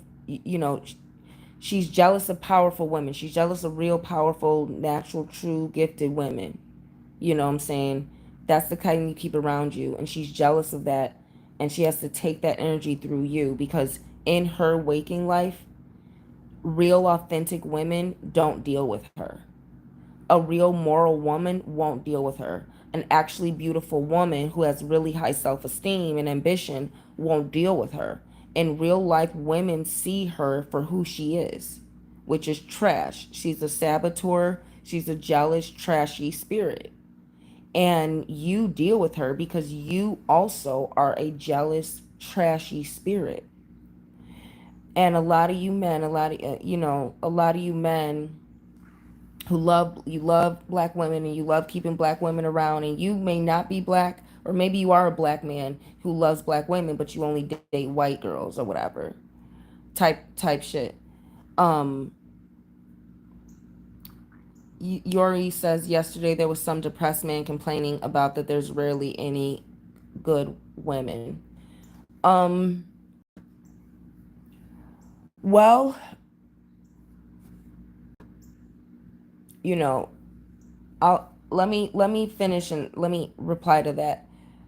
A lot of you men, you are trashy, you're trash men, and you get with trashy women who are a reflection of you, even though you have good qualities. But you have good qualities, but a woman, she'll be friends with you, but a good woman won't date you, she'll be friends with you. And so you date the trashy women who need something from you, you know what I'm saying? And when your good female friends are fed up with you, or your behavior, or distance themselves, or they just are out of your vicinity, and you're no longer getting this good healing energy from the good spiritual black women you be around. This is why a lot of you men, you're experiencing distance from the woman that you like, that is not really your woman. She's with you out of convenience. And the spiritual part of that convenience is she can conveniently get spiritual black woman energy from you without having to herself be friends with spiritual black women. And so, like you said, Yuri, men, there are way more good women out here than there are good men that are available, that are single. Um, there's way more good men that are married than there are good women that are married. But when it comes to being single, there's way more good women than there are good men. And that is because a good woman is going to be single instead of marrying for money, marrying for something other than love a lot of times. And a good man is going to get married. So nine times, a lot of times, a man who is married is a good man, and 9 times out of 10, the woman married him for money. But when a woman is single, 9 times out of 10, it's because she's a good woman and she has high standards. And when a man is single, 9 times out of 10, it's because he's not a good man, and he does not know how to commit to one woman. And unfortunately, that's just how it goes. And that's why, as you get single, as you get older, 9 times out of 10, there's more single women than single men in any given situation, unless you're in a particular state or community where the statistics show that there's a higher percentage of single men in this state or in this city than there are single women. There can be statistics that show that from cities to city, state to state, country to country. But on average, men are single because they're not good men, and women are single because they are good women. A bad woman will stay in a bad situation so she don't have to work. A bad woman will pop out a baby so she don't have to work. A bad woman will put up with being abused by a man and beat up by a man so she don't have to work. Which means she will put her daughter through being molested by her baby daddy or the stepdad or whatever so she don't have to work. so she don't have to say I'm single. She'll put her kids through hell so she don't have to work. A bad woman will stay in a bad marriage so she don't have to work. A bad woman will allow herself to get cheated on constantly so she don't have to work. A good woman will take herself and her kids out of any situation that abuses her because she cares about herself, she cares about her health and wellness, and she understands that being healthy is going to be her ticket to getting a better man. A bad woman doesn't give a damn how she looks, and she'll be with a man so she don't have to work and so she don't have to put on makeup and look good. She'll be with any type of man. A good woman is going to be with a man who sets standards for her so she can always be at her best. A bad woman is going to be with a man that don't like her. A good woman will be alone before she's with a man who does not like her and does not love her, and will ruin her power, her wealth, and her beauty. A bad woman has no power to protect by being single instead of with the wrong man who will misuse her sacred femininity. A bad woman has no sacred femininity, so she has no responsibility for what man she chooses to be with. So she's probably with a man. A good woman has to take on full responsibility for the man she shares her sacred femininity with. So she's probably single in this time period where there are not good men that are worthy of a witch's healing blessings from heaven. So, and this is why I say a lot of married women are not good beautiful women, because when a man wants to, and this is talking about modern times, not upstanding people, because like I said, when you're a daughter of Oshún and you have beauty, a man will want to protect it and cover it up instead of flaunt it and use it for his own glory. He's going to want to protect it. But in this day and age, men do not marry beautiful women anymore. They marry ugly women now because men can do not want the responsibility of protecting a beautiful woman who is highly desired. They don't want any responsibility toward the woman they marry. So they marry an ugly woman that is not desired in society, so they don't have to take responsibility for her honor, which means he doesn't care about his honor. But the idea of it is, when a man sleeps with an ugly woman, what does he do? He puts a bag, they say they put a paper plastic bag over her head, you know, or meaning a man gets so drunk to where his beer goggles make an ugly woman look beautiful, so now I can sleep with her. So at the end of the day, when a woman's ugly, a lot of times a man will marry her because it's like, okay, well, she's ugly, so let me just cover her up with marriage. So now I can sleep with her no matter the fact that she's ugly. I'll just cover her by marrying her. And in modern times, men will cover the ugly woman with marriage, and they will keep the beautiful woman exposed, meaning instead of marrying the beautiful woman that's desired, that is a trophy wife for him, he's going to marry the woman no one wants, and he's going to have sex with the beautiful woman because he enjoys looking at her. Traditionally, a man will take a beautiful woman, cover her up to keep her beauty for himself.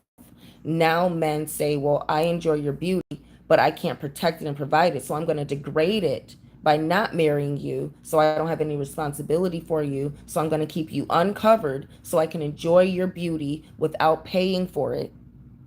And I'm going to cover up this ugly woman and sleep with her with a bag over her head, that bag being marriage.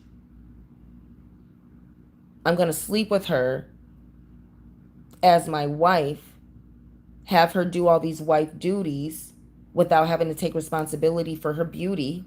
And I'm going to sleep and cheat with beautiful women that I'm not man enough, wealthy enough, or strong enough to cover up with marriage. Yeah, Yuri, when I talk about the subject and these subjects with men and women, a lot of people want me to start a podcast, but this, right, I've been talking about it for years. If you go back to my first video, you'll see that it was like back in 2017. I have been doing this for 7 to 8 years, going on 8 years now. So, um, I, I do a lot. You have to realize I model, I do spiritual services. So I have clients outside of this that I put a lot of energy into when they book a reading. I make soap, I make jewelry, I make all those things handmade, homemade by myself. I am a performing artist. So I have to book shows, practice for shows, make sure my look is good. So this is, you gotta understand, I'm doing all these things by myself.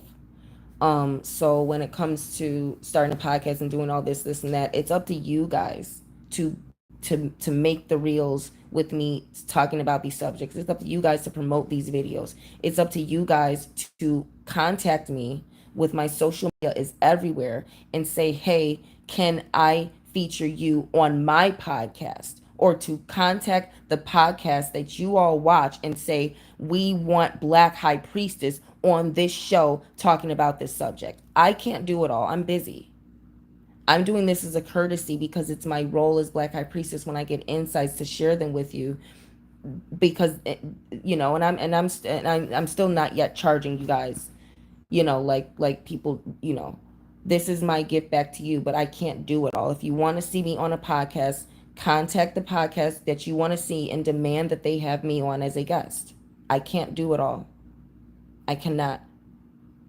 And I'm explaining that to you, to those of you who have not been following me since 2012 when I came out as Black High Priestess. I'm busy. I genuinely am. I'm doing all this by myself. But those of you who have been following me, you all know this because half of you guys donate and you book readings and you help me out financially, which is awesome. Um, but until then, ask questions, and then I can do more live uploads answering your guys' questions, and talking about the subjects that you guys bring up in the questions. So thank you all for listening. Thank you for interacting. But please heed this message in this upload that went again over a little bit too long. Understand, understand these things. Understand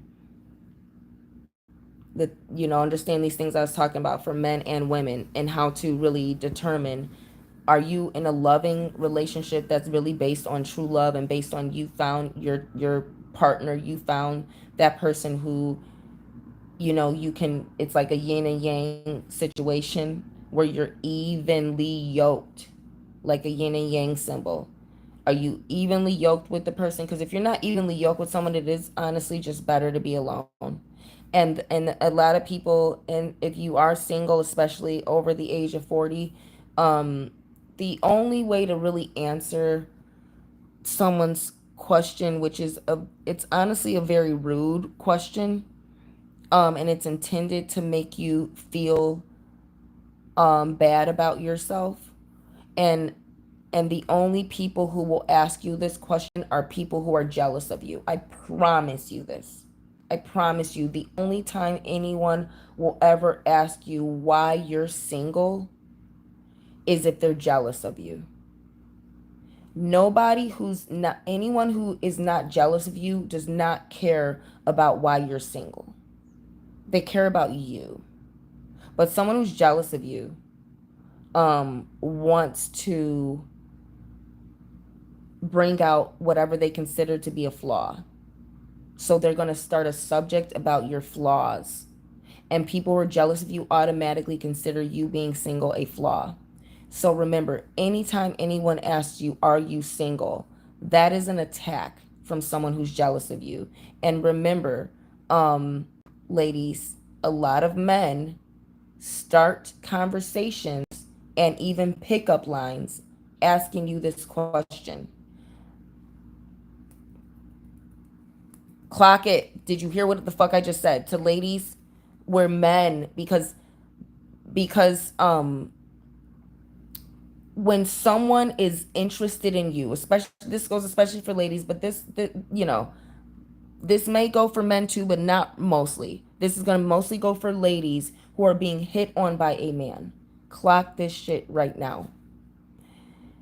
If he comes at you asking you, why are you single? He's jealous of you. He does not like you. He wants your power. He sees you're powerful. He sees you're beautiful. He's jealous of you, and he wants to sabotage that because he does not like women who are more powerful than him. If he asks you, are you single? He's interested. He's very, very, very, very interested. In fact, he's so interested that he don't even want to start anything and risk anything unless he knows that there's a chance that he can get to the next round. You know what I'm saying? Sorry, I gotta put my phone on the charger.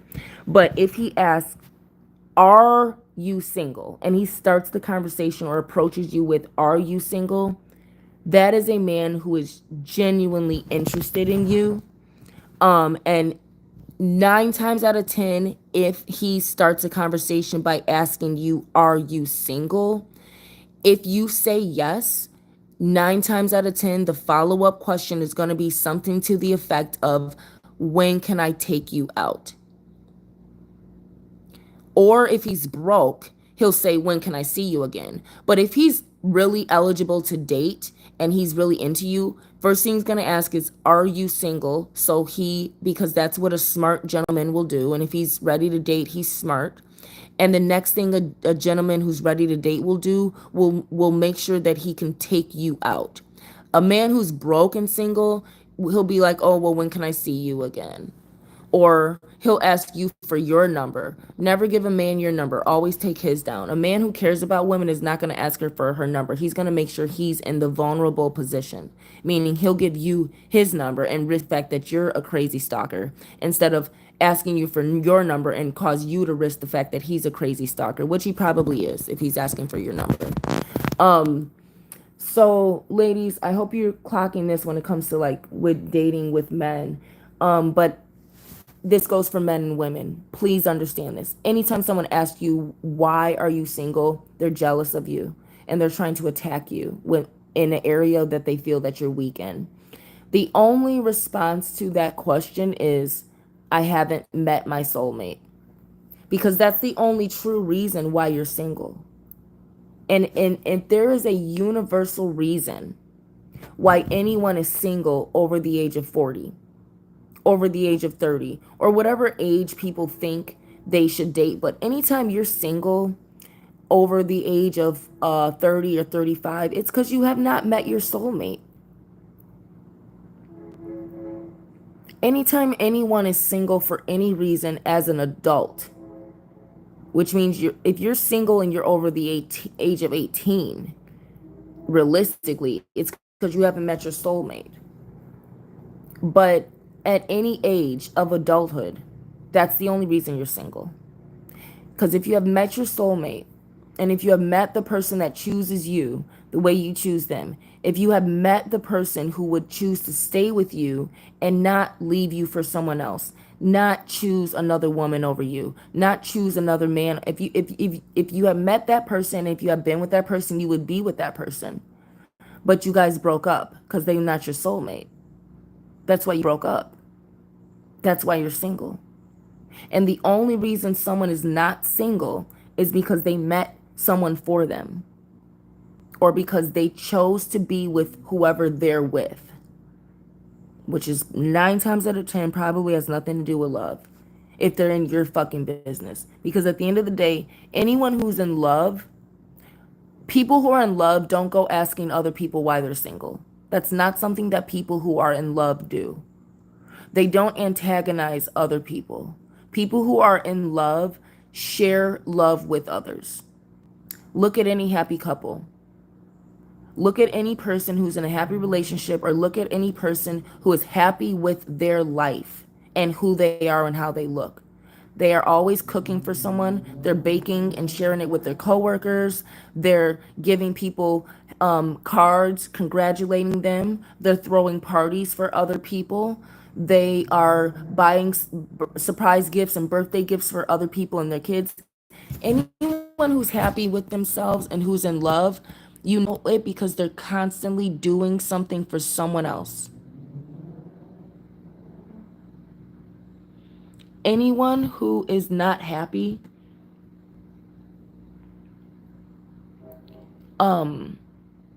remember, misery loves company.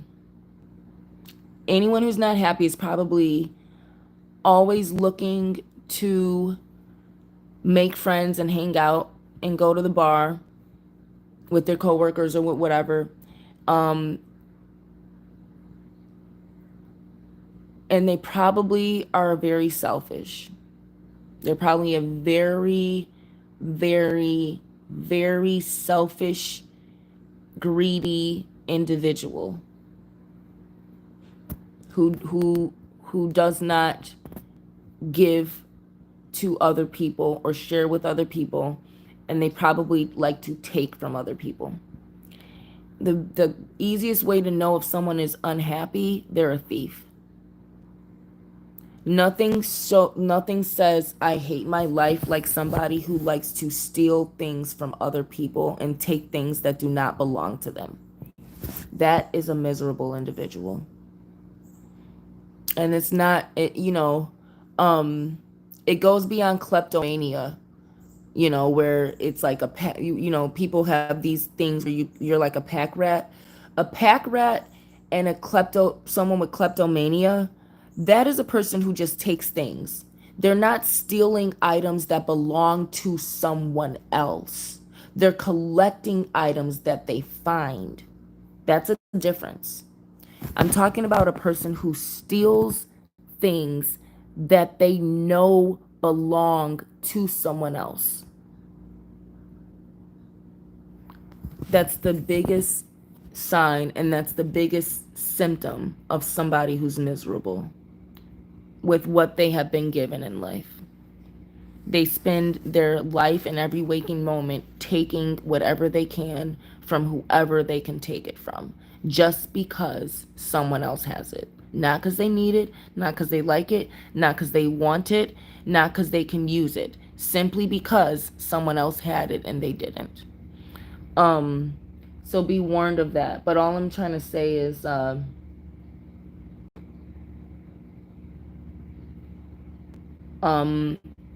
late, when someone doesn't like you, they'll ask you, why are you single? When someone's jealous of you, especially a man, he'll ask you, why are you single?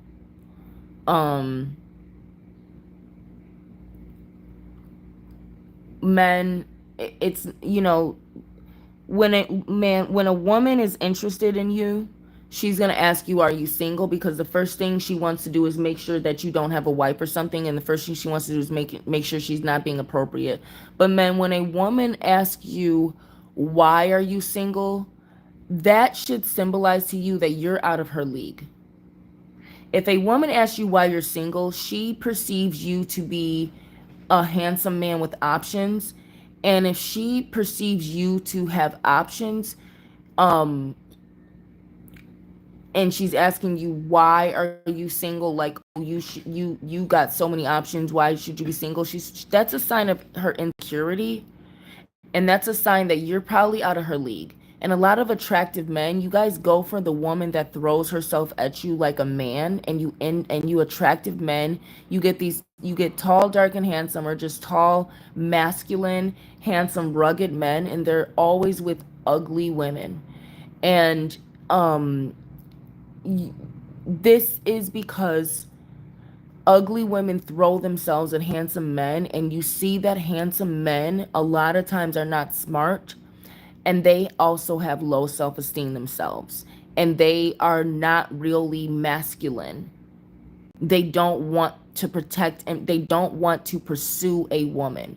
So you got to understand something about a man who is with a woman that looks worse than him, that is not as attractive as him.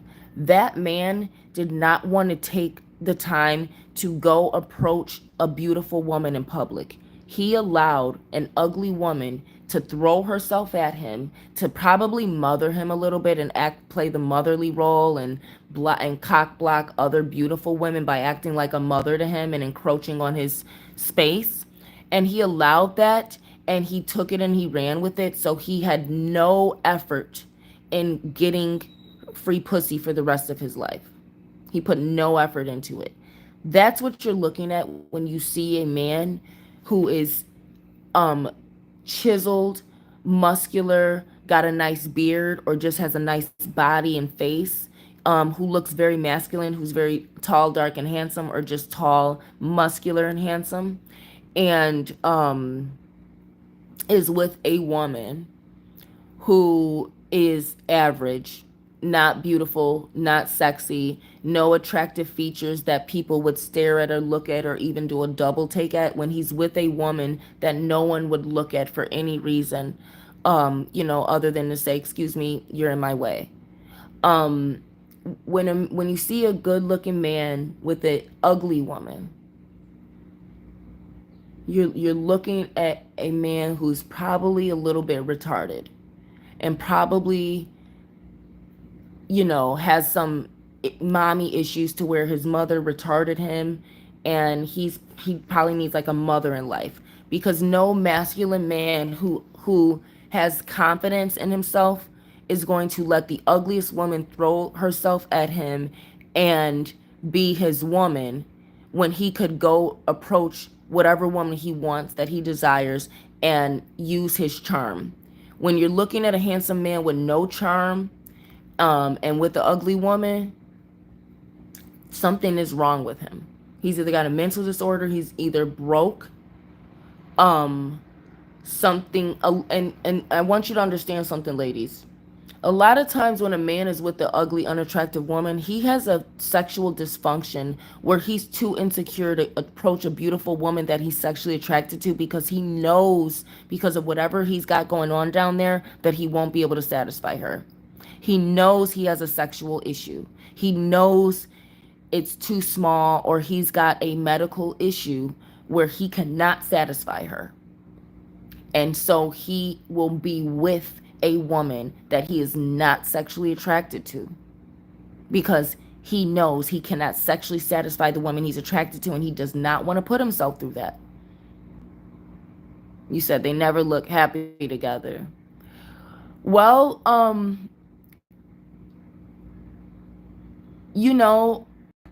for a ugly woman to have gotten a jackpot with a handsome man, she either did witchcraft, which is something that my followers need to understand about me. This is the stuff I'm telling you.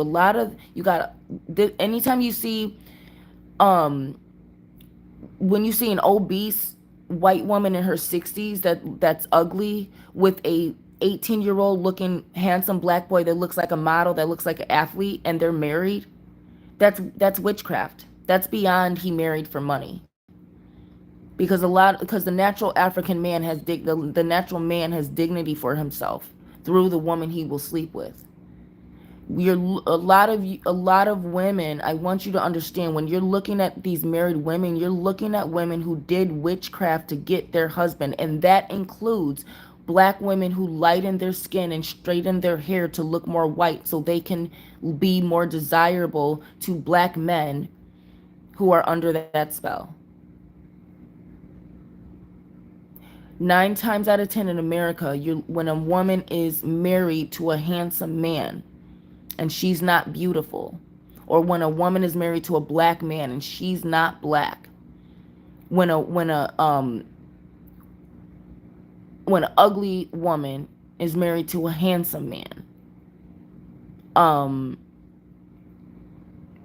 and I don't want to promote this as negative, but being a crone is a real thing. And on occasion, when you see a much older woman married to a much younger man, these are instances of witchcraft.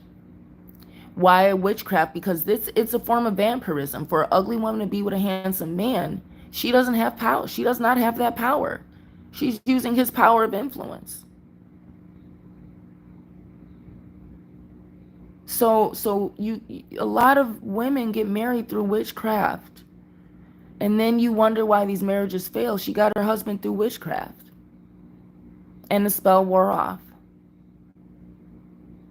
Not without her getting the money through the divorce. Because you got to understand, once you do witchcraft, a lot of women keep doing it to keep these things. But there's no bigger form of witchcraft than a woman getting pregnant by a man who's not her husband. There's no bigger spell to put on a man than to make him than to give him a bastard. That is such bad spiritual karma. He will, for lifetimes and for generations, he will suffer, and his whole legacy will be poverty. It is the one of the worst spells and hexes and undoing that a woman can put on a man is to have his baby out of wedlock. And we see where this happens and how this happens. But as I was saying, this is a lot of ladies pay attention to men who are jealous of you, because a lot of men will go after women they're jealous of, and they'll flatter you and this, that, and you're being flattered, and you think, oh, the handsome guy likes me, or the good guy likes me, or the desirable guy likes me, or whatever. He likes your power. And when you're looking at handsome men with ugly women, you're looking at a man who's probably, he wants a mother in life. He's probably not really making his way through life that well. So don't go trying to convince a man that he's handsome or too handsome for his wife, or don't be trying to be in the face of a man or flirt with a man who has an ugly wife. Like most women, our instinct when we see that a man is with a ugly woman, we know something's wrong with him. But a lot of women, don't be out here trying to compete or trying to convince or try to save a man from this and that. He knows exactly what he's doing when he's getting with low hanging fruit. And if he doesn't know what he's doing, that's that witchcraft that women are using to get handsome, black, and young husbands.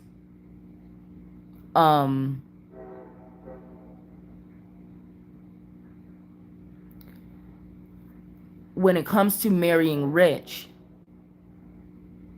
the way witchcraft works, either you do a spell for you to become rich, or you do a spell for someone to love you or desire you, or to control someone sexually. So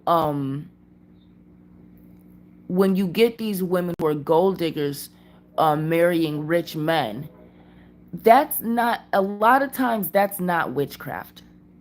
For a woman to marry a rich man, 9 times out of 10, he got that money to be able to buy a woman who would sleep with him for money. Witchcraft does not have to be involved in that. So remember, a woman marrying a rich man, like I said, a lot of times that's him. She's marrying that money. That's a choice. You don't have to put a spell over someone to convince them to marry someone rich. You don't have to put a spell over someone to convince them to marry you when you're rich. You don't have to, you know what I'm saying? And if a woman lands a rich husband, she might have did spell work to make herself rich. And that was the opportunity that came along.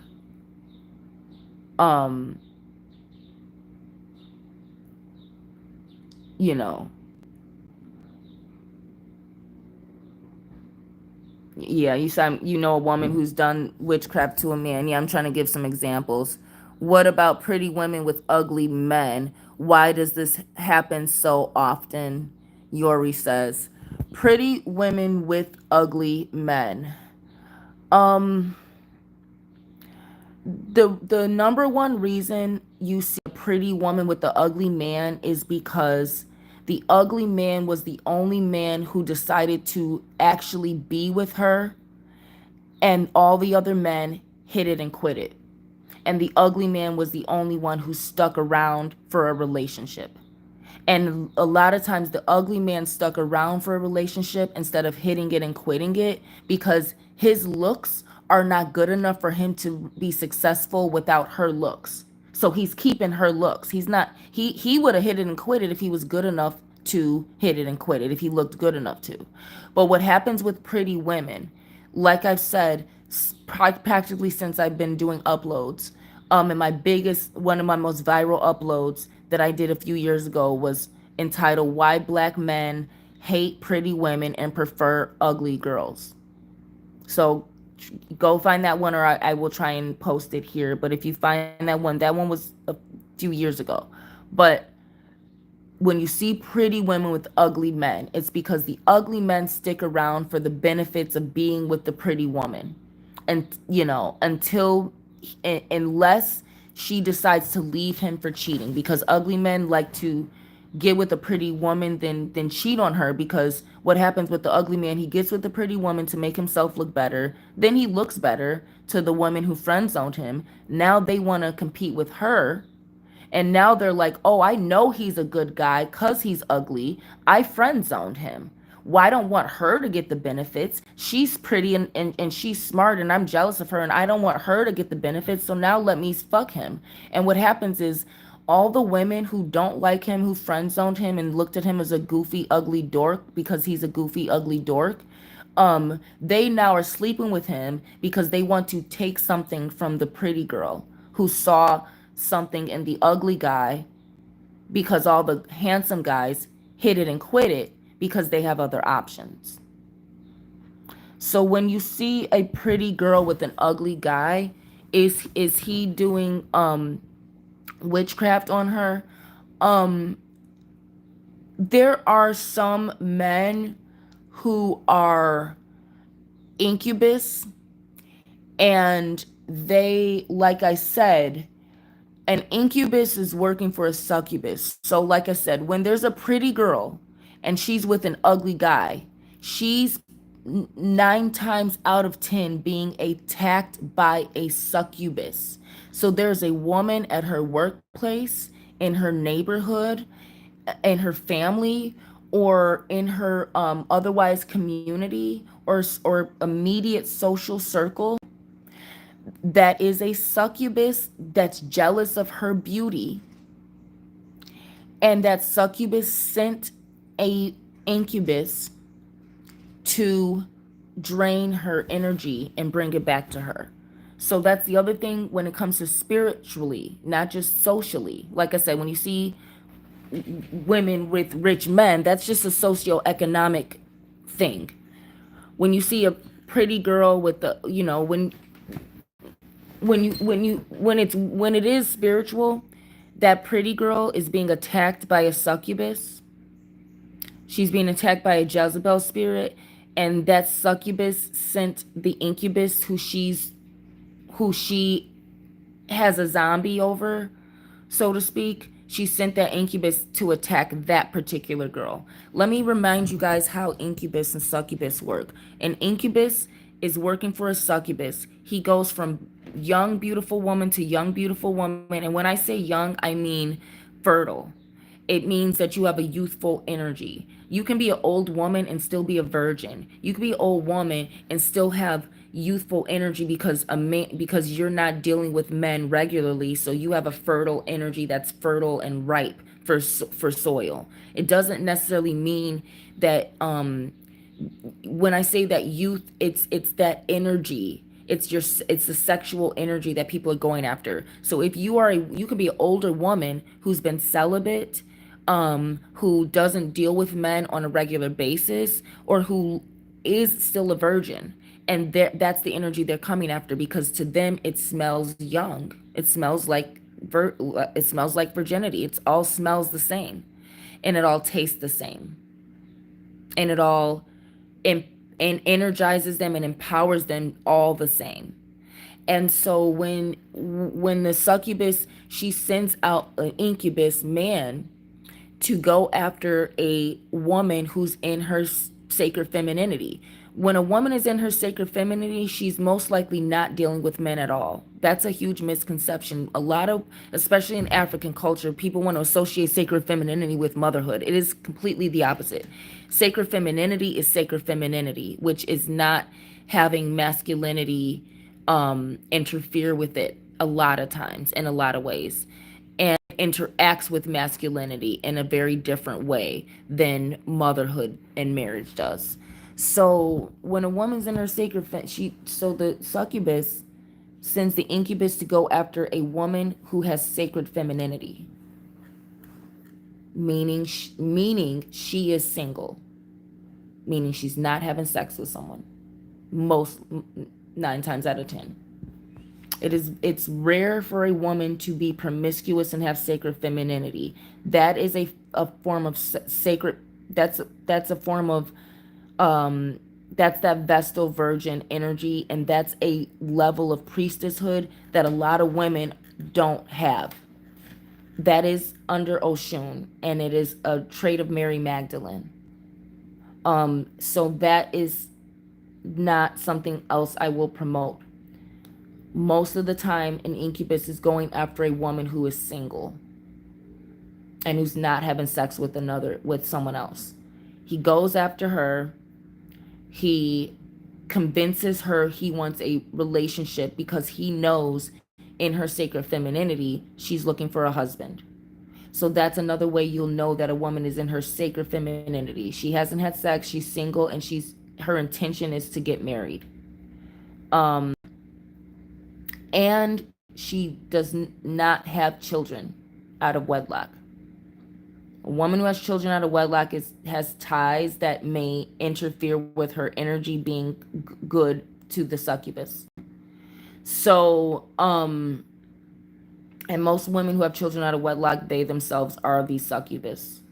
So, the way the incubus and the succubus work is that she sends out a man that she's dealing with to act like he likes her target. Now remember, this woman, 9 times out of 10, a crone, meaning 9 times out of 10, she may be much older than the guy.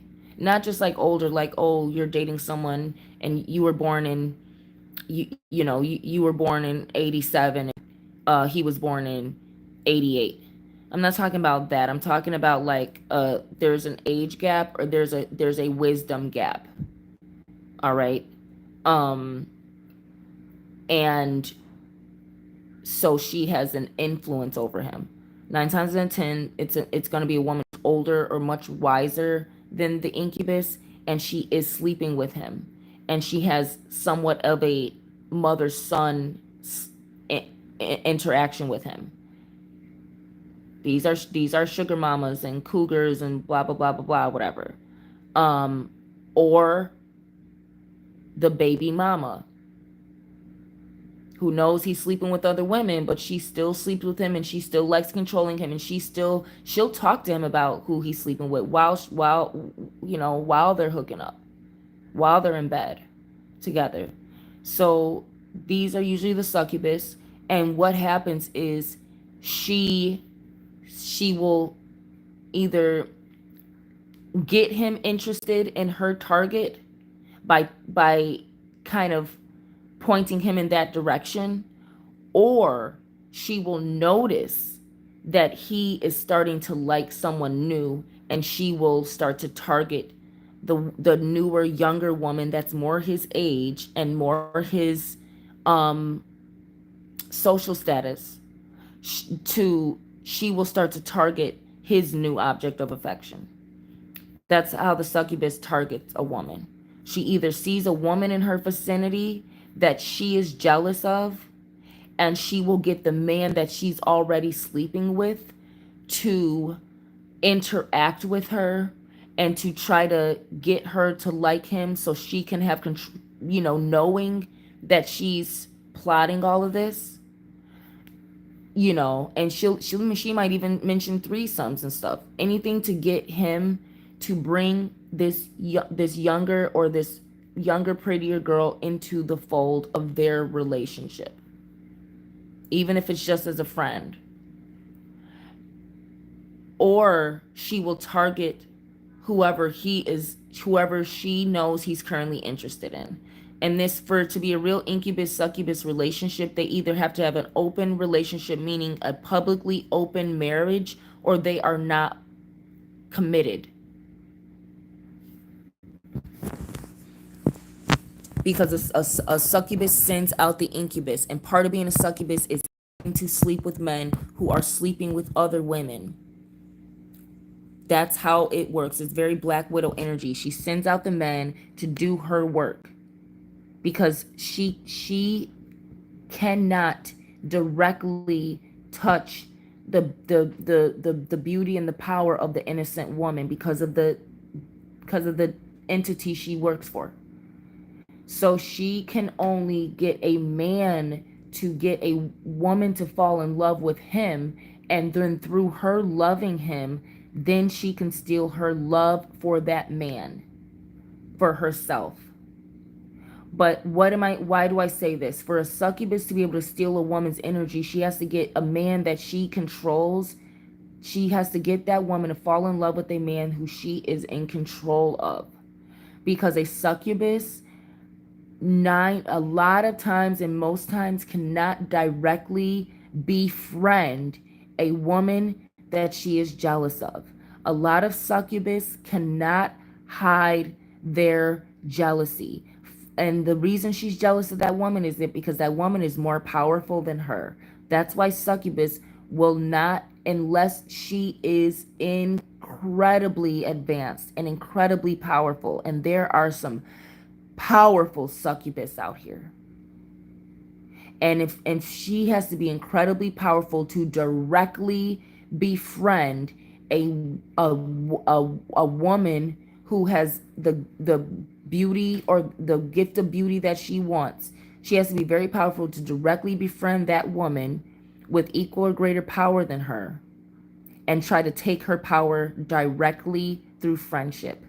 Because 9 times out of 10, a beautiful woman, hope you guys can, I don't know what I just did, but 9 times out of 10, a beautiful woman who's also gifted, we are incredibly protected. And the protection, especially from Ogun, is impenetrable. So for a succubus to penetrate the protection of Ogun, she has to be very powerful, which means she has to be herself an Oya spirit, or maybe even a Yemaya. Other daughters of Oshún recognize daughters of Oshún too much. So a daughter of Oshún that's jealous of another daughter of Oshún is going to more smartly and more readily ignore and avoid that and be in her own realm where she can shine without too many other Oshuns around, or she's going to, she may pull rank, with what rank of Oshun she is. But most of the time, a daughter of Oshun experiencing jealousy of another daughter of Oshun, either rank is going to be pulled and one's going to have to submit to the other because of rank within under the Oshun's community, or because of differences. Either the differences are going to have to be respected, and everyone's going to have to go their separate way and shine in their own circle. But when a succubus directly befriends a woman she's jealous of and makes a direct attack through befriending, she has to be as powerful as Oya or as manipulative as Yemaya. And so once the succubus gets her target to fall in love with the man that she's already sleeping with or that she's in control of, once the woman falls in, and not a moment sooner, the woman has to fall in love with the guy, meaning she has to sleep with him, or she has to develop feelings for him, where she starts to give him her feminine empathy, where she starts to give him that healing energy that I talked about 2 hours ago, that a woman gives a man that she genuinely loves. She has to start giving him that rhythm, or she has to start giving him her sexual energy or her emotional empathy. Once that man has that woman's sexual energy or emotional empathy, now the succubus can take it for herself. So, ladies, listen to me. And this is, if you're still listening, Yori, and this is about when a pretty girl is with an ugly guy. And ladies, if you are that pretty girl who has dated an ugly guy, and it's spiritual and it was a sexual succubus thing, the moment you sleep with him or fall in love with him, if you experience him ghosting you, the moment you took the next step, or the moment you felt mutual feelings, or the moment you decided to be sexual with him, if that's when he ghosts you, that's the telltale sign that it was a spiritual attack. Because if he ghosts you the moment after you guys have sex or have some intimacy, or the moment after you express you have mutual feelings for him, that's because the succubus, the moment he got that energy is the moment she took it from him. He was only there to transport your energy to another woman who targeted it. So that's why the moment you actually start to like his ugly ass, he'll ghost you. That's why the moment you actually start to like him or have a crush on him or notice the good qualities in him, even though you didn't really like him before, or the moment you're like, yeah, I'll have sex with him, I feel safe with him, I don't think he'll cheat on me, he's a nice guy. This is why um this is why the moment you feel that or do that, he's gone. Because he was there to transport that energy from you to her. And she took that energy. She was waiting on that energy. The moment she felt it, she harvested it. And now he's null and void. Now he neither has her or you, because she was only using him to get your energy. Now that she has your energy, if your energy is powerful enough, she may be nourished and she may not need him. So she may break up with him, and then you may break up with him because you realize he's shady. Now he has nobody. Now he's powerless. Now listen, if that man who was an incubus to you, pretty girls, daughters of Oshún, if you experience this incubus, if he is still pursuing you after he fucked up, meaning after he went back to the succubus, meaning after he ghosted you, after you slept with him, if he's still pursuing you or coming back to pursue you and apologize, or if he is now pursuing other women after you cut him off, or cut ties because of him ghosting you, if he is now pursuing other women in your guys' vicinity, that means the succubus is still active. That means either she did not get enough energy from you, or your energy may not have been sufficient for to feed to fill her belly energetically.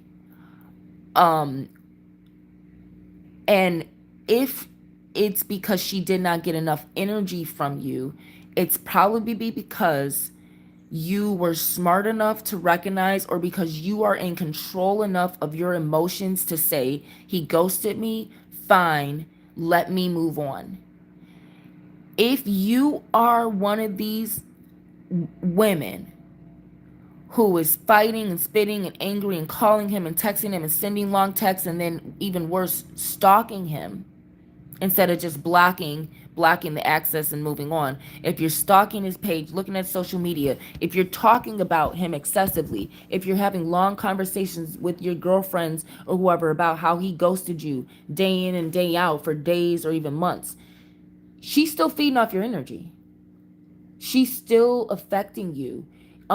She's still feeding. You are still giving him energy, even though it's a negative form of energy. She's still taking your energy. But if you found yourself, if you control yourself, you're starved the succubus. If you control your emotions and accept that he was not the one, you starve that succubus, you'll get your energy back and you will start to attract men who like you for you, not because they're jealous of you. So remember the thing, like Yori, I was saying, um when someone's jealous of you. So that applies for pretty women who are dating ugly guys on a spiritual way. When a man who's jealous of you comes at you, it could be because he's working for a succubus who's jealous of you and it's coming through him. Um so Yoda says, what made decide to talk about this topic today? Like I said, I woke up. I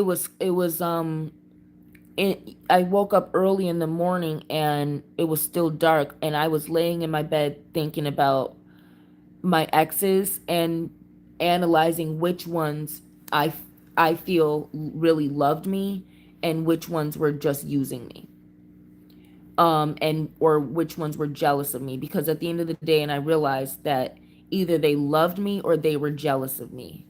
And I'm looking at the ones that loved me and showed that they loved me, and the ones that were jealous of me, which is the main reason that they're not still here committed to me loving me, is because they were jealous of me the whole time, and they wanted to take from me and sabotage my life out of jealousy. um and so I wanted to share the insights that I had got, so you, for people who, for men and women who are wondering, does their person really love them, or does the person that they love or like or are dating or are married to really love them, or are they just using them, or are they, even worse, jealous of them? And you said, Yori says, I'm giving examples, a woman who has done witchcraft on a man. How can I call anyone ugly? Philip Iverson says, easy. Bluetooth device is connected successfully. Hypergear Bluetooth device is ready to pair. So,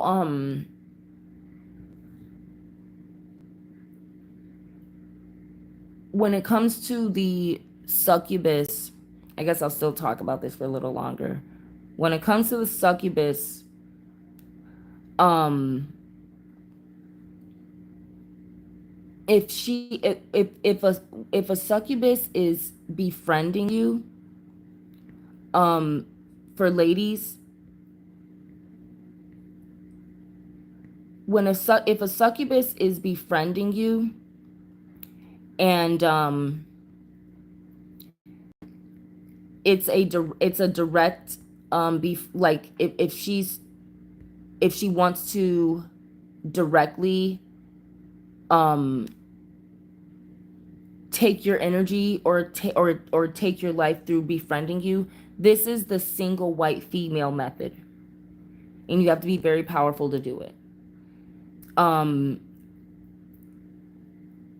and what I mean by that is, I'm referring to the movie Single White Female. When a woman befriends you, or even moves in with you, or allows you to move in, or you guys develop a very close, intimate friendship, and then she starts to copycat and become you. Um, when a woman does this method, the reason she has to be very powerful to do it is because it could take years for her to expose herself as a succubus to you instead of a friend. And a lot of times, daughters of Oshún may actually genuinely befriend a powerful Oya spirit. Because Yemaya, because Yemaya can be a mother, a maternal kind of spirit, and we have wise women in our lives who can guide us. But a lot of daughters of Oshun, because of our innocence and because we may neglect to protect ourselves, um, because we enjoy giving and sharing with others, daughters of Oshun may attract and may get as guardianship an Oya friend. So if you have beauty and you get a friend, a female friend who is equally as influential as you, but she's a bit more masculine or a bit more aggressive, or she's just a bit more violent, or she's just more outspoken and has more self-defense, and she sets boundaries a lot more clearly than a daughter of Oshún may in life. And she's that type of woman. A friendship with a woman who has traits that are a little opposite of you and you guys balance each other's traits out, that's not an incubus succubus. Um, that's a form of guardianship, and that is how a lot of spiritual females interact. A lot of spiritual females can befriend a woman with an equal or opposite power of hers, and it's a part of the sisterhood. What happens in an incubus and succubus friendship is it um it's gonna it can take years before the target female understands that her best friend is a succubus, especially in the Black community, because a lot of times what it may more so look like is you have a friend that's overweight, that's down on their luck, that's always dealing with the wrong type of guy, or always losing their job, or maybe has some type of addiction. And you may be that friend that has a long-term career. You have a stable job or a high-paying position that gives you financial freedom. You have your college degree. You have your life together. You're in a stable relationship, or you're happily single, meaning you don't center men. You center your education and your goals, or you're married. And you have a stable life, and you have a friend that is chaotic and addicted, and that's going through the same problems, or constantly going through problems because of their addiction, or because of their chaos, or because they are making those decisions, and you're always bailing them out of it. And you love this person, you've known them for a while, you remember good times, but over the years, when you see that this person is never keeping up with you in life, or you see that this person is never doing better than they were doing the year before, that is another way to tell.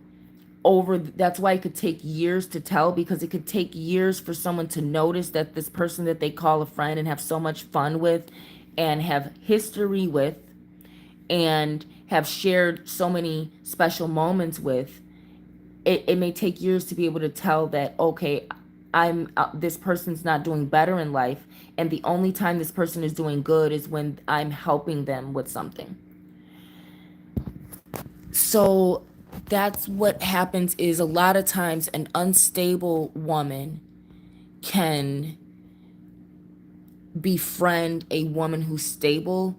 And what happens is a woman who either can't attract men on her own, can't keep a job, can't get resources, can't keep friendships because of her instabilities, she may go after a woman who's too nice to see her as that fat, stupid, crazy girl that everyone else sees her as.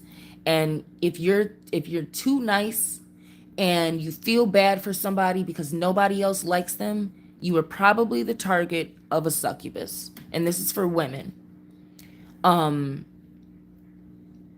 If you're for guys, you know, if you're the athlete who gets a lot of women, and you know,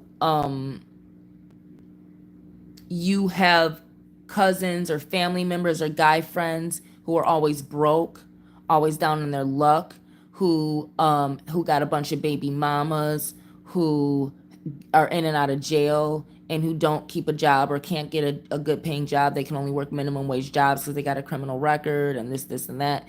And you're athletic, you're successful, you get opportunities because you look good.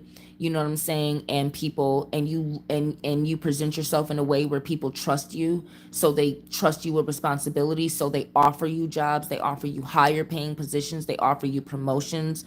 You know, women throw themselves at you.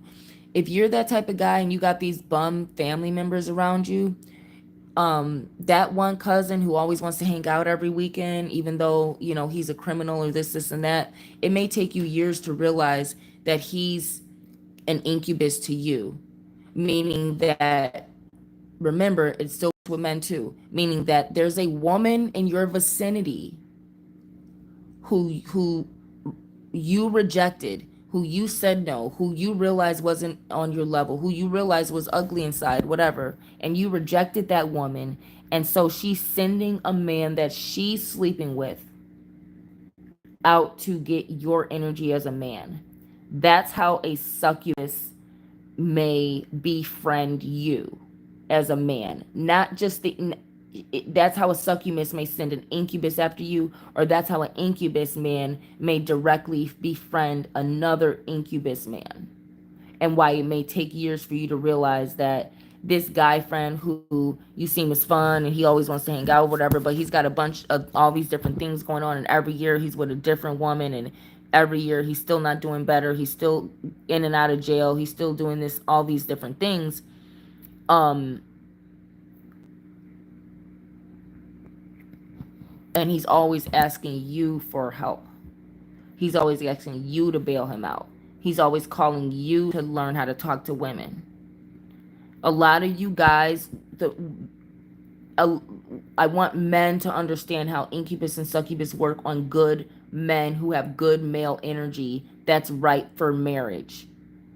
For a long-term relationship with a beautiful woman. A lot of you men keep male friends around you that are negative, that are criminals, and that disrespect women. And every time you get on the phone and you invite him out and you call him and you validate him by being seen in public with him, by inviting him into events, by having him around the females in your life who you do respect for, or who you should have respect for because they're your family members, or they're your friends, and things like that. Anytime you are talking to a man like that and bringing him around, that's incubus energy. Even by knowing him, he's draining your energy, because a good man should never associate with himself with a womanizer or a bum or a criminal.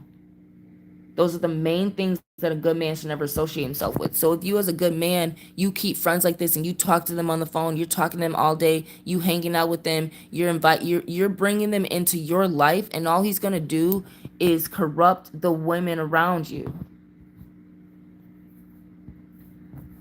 He's gonna act like you're gonna make him seem like he's on your level, and you're gonna start bringing him around better women than he can get, and he's gonna start corrupting the women around you. And that's how the incubus and succubus thing works. You bring this bad apple, and a lot of you men, you will spend years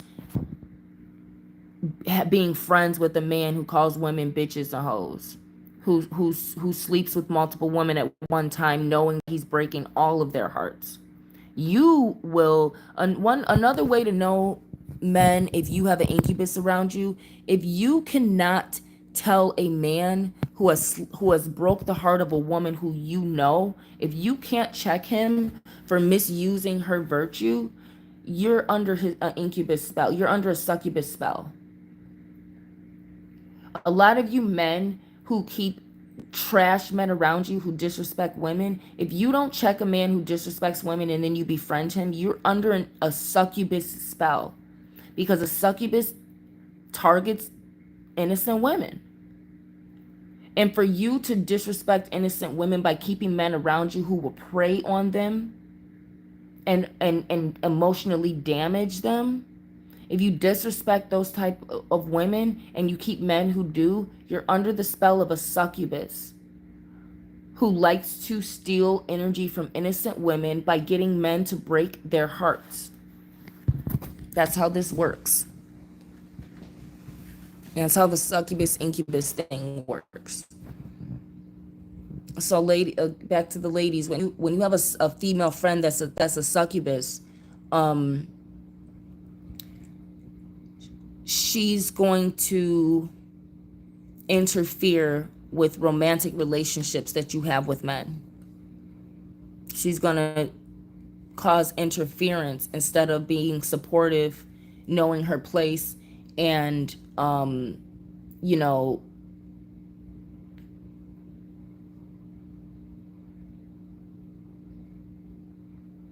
making sure that she has positive interactions with the man that you have chosen to be with. When you have a female friend that's a succubus, she probably talk bad about men a lot. She'll probably sleep with men in a very predatory way, and she'll probably prevent you from being with men, or convince you that you shouldn't, or she'll probably cock block when you're in public, and she'll probably try to make men who like you out to seem like they're bad men for you. Fellas, when you got a succubus in your vicinity, not only are you going to realize that the men around you are bad and they don't like women and they're womanizers, but you may get women to start mothering you.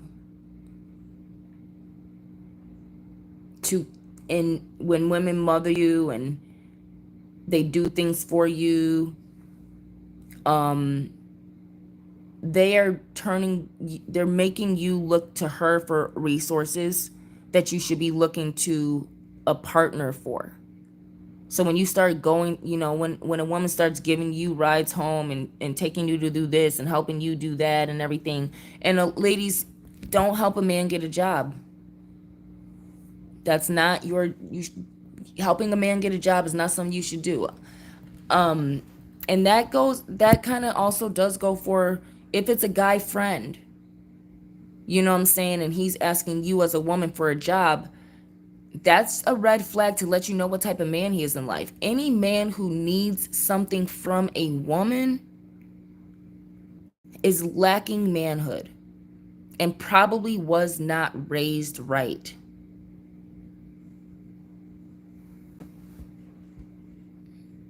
That's just how it goes most of the time. But if you guys don't have any more questions, that was the message with the scriptures and the numbers. Scripture, Joel, first chapter. Yeah, 2026 is gonna be an interesting year. Ladies, protect your bank. Men, mind your business, men, and mind the type of women that you're around. And men, do what you need to get the confidence that it takes to pursue women who you are actually sexually attracted to, instead of women who are low effort, low maintenance, and low hanging fruit. All right? Peace and love.